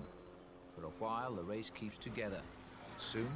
There's still one rider away on his own, Thierry Bourguignon from the Toshiba team, but he's got about 5 minutes lead. But as we start to get into this zone here, we've got lots more climbs. And I think he's been away for so long, he's going to start to get tired. And the race will speed up behind, and I think we're going to catch him. We've got most of our boys still at the front of the race, so, you know, there's a long way to go. Thierry Bourguignon had attacked with 200 kilometres to go. That's most a long of the attack. hills still to come. His lead That's a very long accelerated to attack. 7 minutes, but the bunch had seen such a move many times before, and Bourguignon was not a noted winner.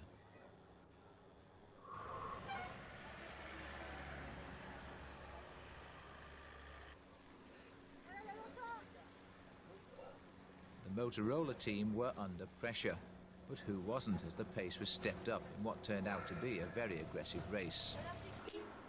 Andy Hampsten was still without morale, and retirement seemed the only answer. He could only hope for better days to come. It's too bad when you have to give up. Paul Sherwin knows how he feels after spending 10 years living in France as a top professional. And during that time he rode 7 Tours de France. The thing about cycle racing is that you are only as good as your last performance. It really is a cruel world. Do you want dry towels wrapped around you? If you have one. Car radio continues to sing out the problems with the race. Andy wasn't worried anymore. Do some stuff in the hills, but when it was over, it was over. Looks right in the first one. How's Steve? Is Steve still in there? He's in there, but not doing well. Phil looks Phil pretty went good. past in 3rd place. Cashier in 3rd. Andy is very concerned now about his physical condition, but time is still on his side. There remains 6 months of the cycling season, and by then he could be the best again.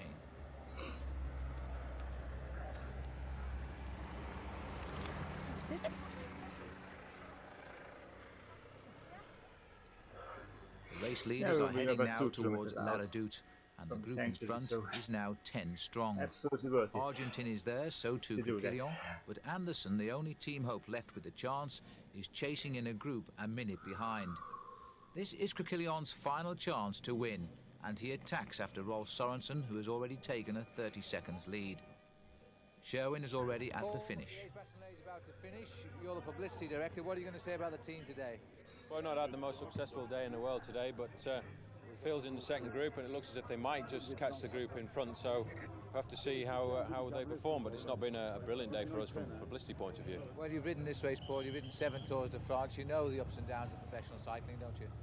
I do. You know, you have good days, you have bad days. We've had some very good days up to now. We've had a couple of hard days so far, but I mean the season's a very long one, and we've already had quite a big bite at the cake. And in the sprint for the finish, Krakilion had been joined. He'd been joined by Indurain, Sorensen and Argentin. Yet the Belgian tried to say farewell in the best way possible. But again he was beaten by Moreno Argentin for the second time in 4 days. No Steve Bauer latching on this time at the finish, and Phil Anderson, who finished 15th, Dag Otto Lauritsen and Frankie Andreu, they were the only finishers of the team.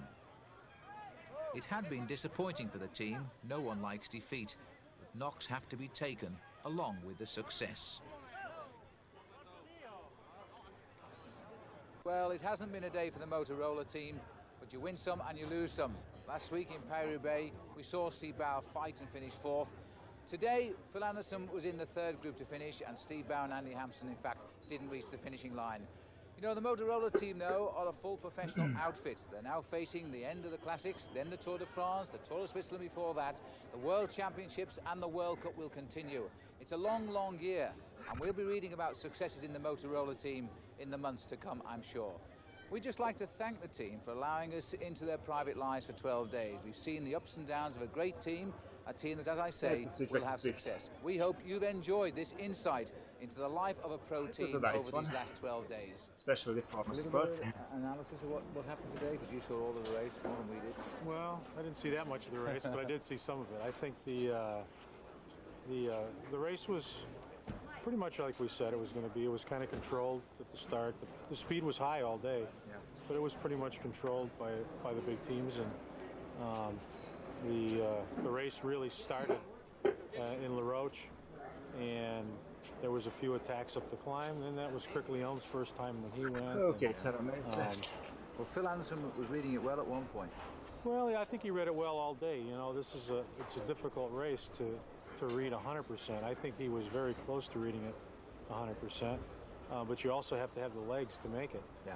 And I think that he was with the group that was just right there, but didn't quite make it. You know, they stayed at a minute for the last 80 kilometers. So they were definitely in the race. It's just that they didn't have just that little bit extra to make up that difference. So you're not going to go back to the team tonight and shout at them too much? They can switch some running and cycling to swimming. You're quite pleased then with the swing. I think that we need to make some improvements. I'm not going to say it's 100%. We're 100% satisfied with what we're seeing right now. I think Phil is doing an excellent job, and he was about, I'd say, 15th today. So I think he did an excellent job. We've got to get the other guys a little bit more consistent. What happened to Steve Bauer today? I haven't talked to him yet. No, so he didn't finish, did he? He didn't finish, no. Okay. So now, where do you go from here, Jim? From here, we're going to be getting ready for Amstel Gold. We'll be doing training up there on Tuesday on the course, because it's a new finish this year. Right. And we'll spend Tuesday there, Wednesday we race, and then Friday we'll be back in for Amstel to get ready for that again. So the races go on. They go on and on and on and on. I finished, but I wasn't super good. It's getting better. My form is getting better. I think my sickness that I had since the winter is definitely getting better. So I'm not happy with the performance, but I'm happy that I'm progressing. You know, I just didn't have the legs today, you know. You know, it's pretty that, yeah, maybe if I had some other guys there, you know, might have been able to do a little better. You know how to do a bit of work myself. But you're the only one there from the team. Yeah. Anyway, maybe they're saving themselves. Good seeing you. Thanks. Yeah.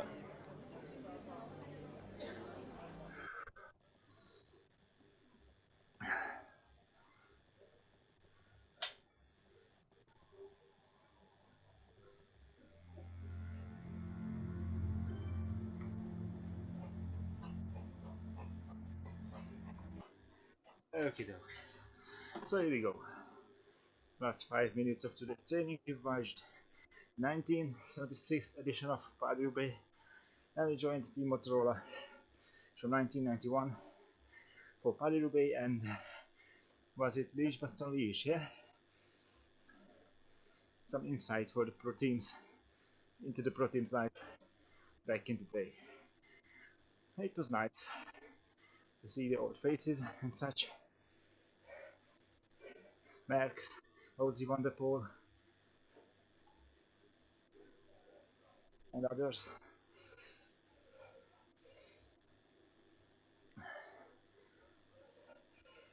Oh boy, I'm happy that it's soon over. We go to 100 kilometers today to have the century, yeah. But other than that, that's about it. 3 hours zone 2, 2.5 hours zone 2, 15 minutes warm up and 15 minutes cool down.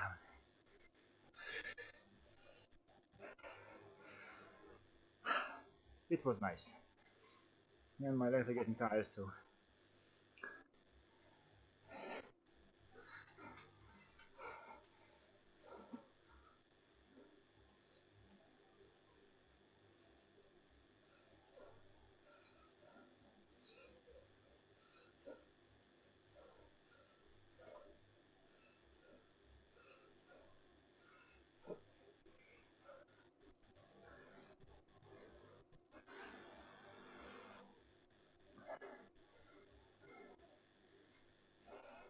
yeah, we have to do 5 minutes more or something. It's not the end of the world, yeah.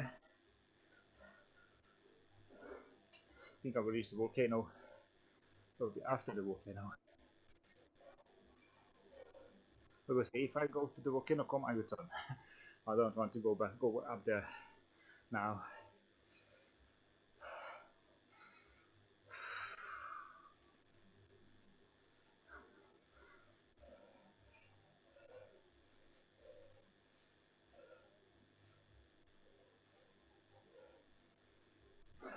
Okay, look, last 3 minutes. A sweet lot. You have to keep drinking.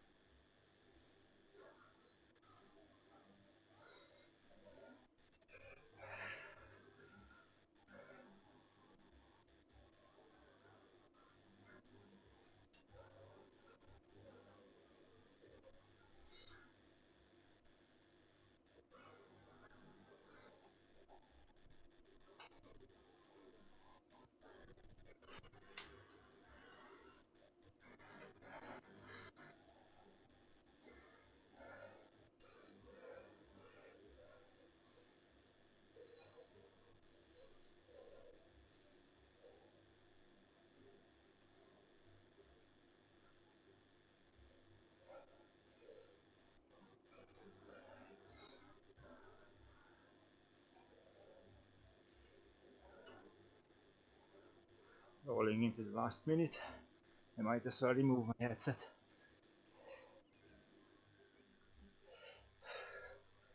Okay. Like the pros, right?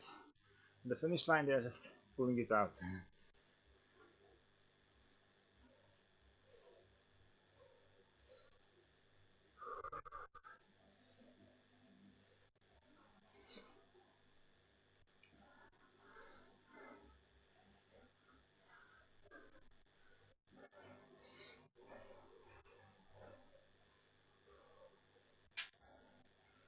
Okay, doke.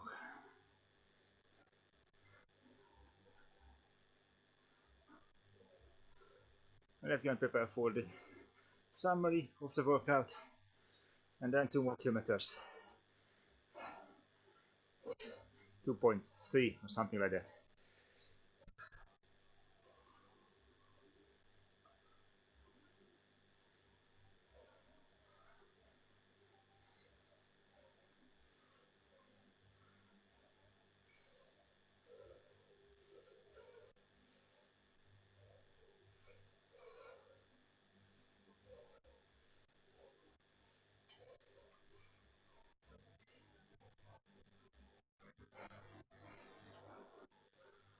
Here we go. 146 TSS. That's quite nice, I might add.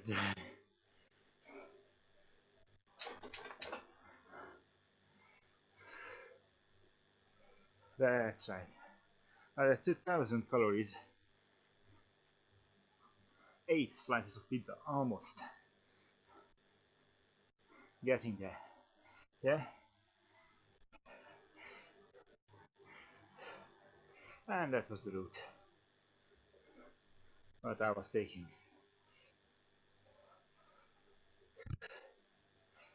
Okay, now let's get to it.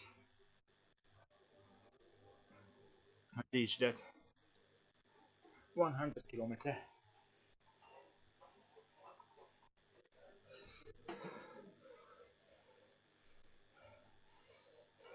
$1.7.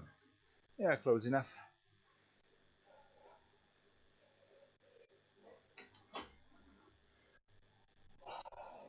That's about 3.5 minutes or something.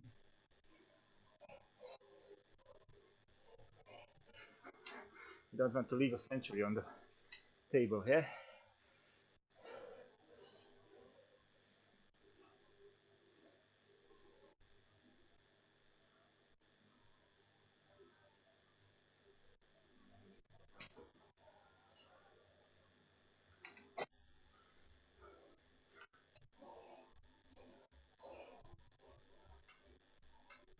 Okay, let's just got some hard work landing up here.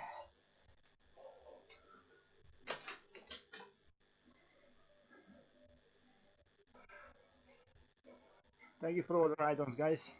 Greatly appreciated.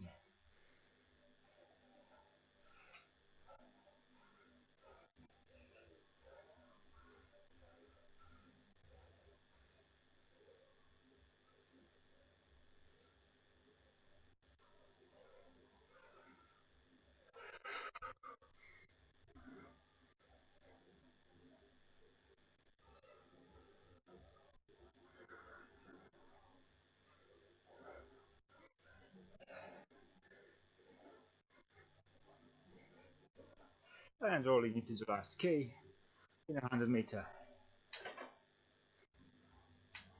There we go. That was fun, in a way. Yay! Last key.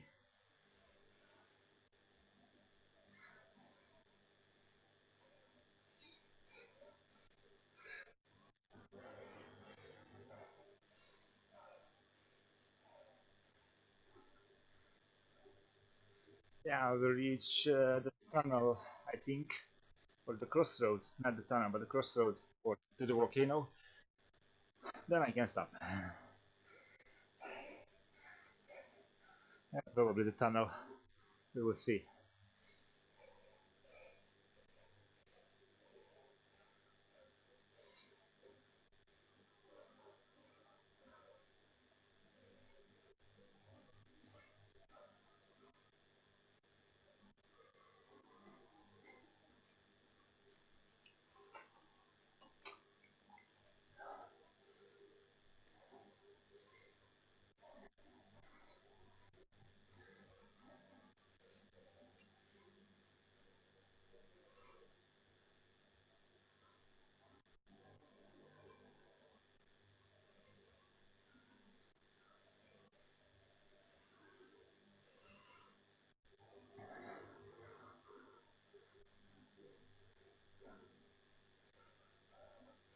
And here we go. Rolling into the century ride of 5th, I think, or 4th this month. At least 4th, yeah. I will go 200 meters more just to make sure that Strava doesn't count it down under a century. That would be a shame.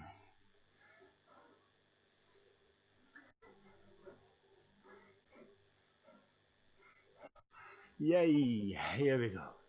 100 key. And an endurance workout. in the bag.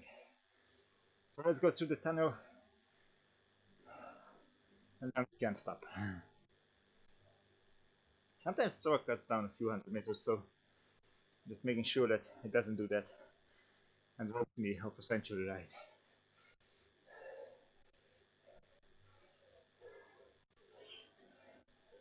Here we go.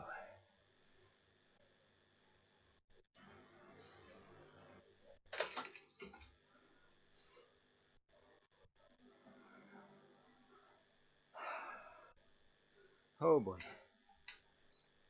That was a long morning, I might add.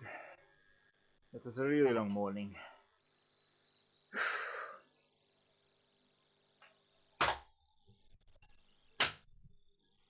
So, this is it. We are done with the training plan for this week, and it's, oh my god, my legs are hurt. When I stop after a long zone 2 training, it's like you're pouring citric acid on the muscles. It just starts burning, and a couple of minutes until it starts to get right. Ah, God. Now I hope every mitochondria is at work in my legs, and I do hope they start to multiply to increase my aerobic ability. Okay, so that was the last workout for week 4. Yeah, week 4 of active off-season training plan. And I will have a run tomorrow and some GTA 5 fun on Sunday. Probably I will try out the workout mode, but I'm not really into that. I want to test my new course to see if it's better than yesterday. Yesterday I had some derouting. Anyhow, active off-season week 4, day 5 is done. The longest endurance ride. We watched a Sunday in Hell video brought by Success Cycling on YouTube, and also Team Motorola 1991 on Success Cycling YouTube channel. Tune there if you are interested or missed something. The 1976th edition of the Paris Roubaix, a Sunday in Hell, was really very fun to watch. Yeah, some guys fall on the floor, but that wasn't the fun part. The fun part was to see all the big names from the books working together or against each other. Thank you for tuning in. Thank you for watching and for the chat, everyone. Thank you for the ride-ons, especially. With that, I think I will leave now. I have to stretch and I have to shower. Goodbye, everyone.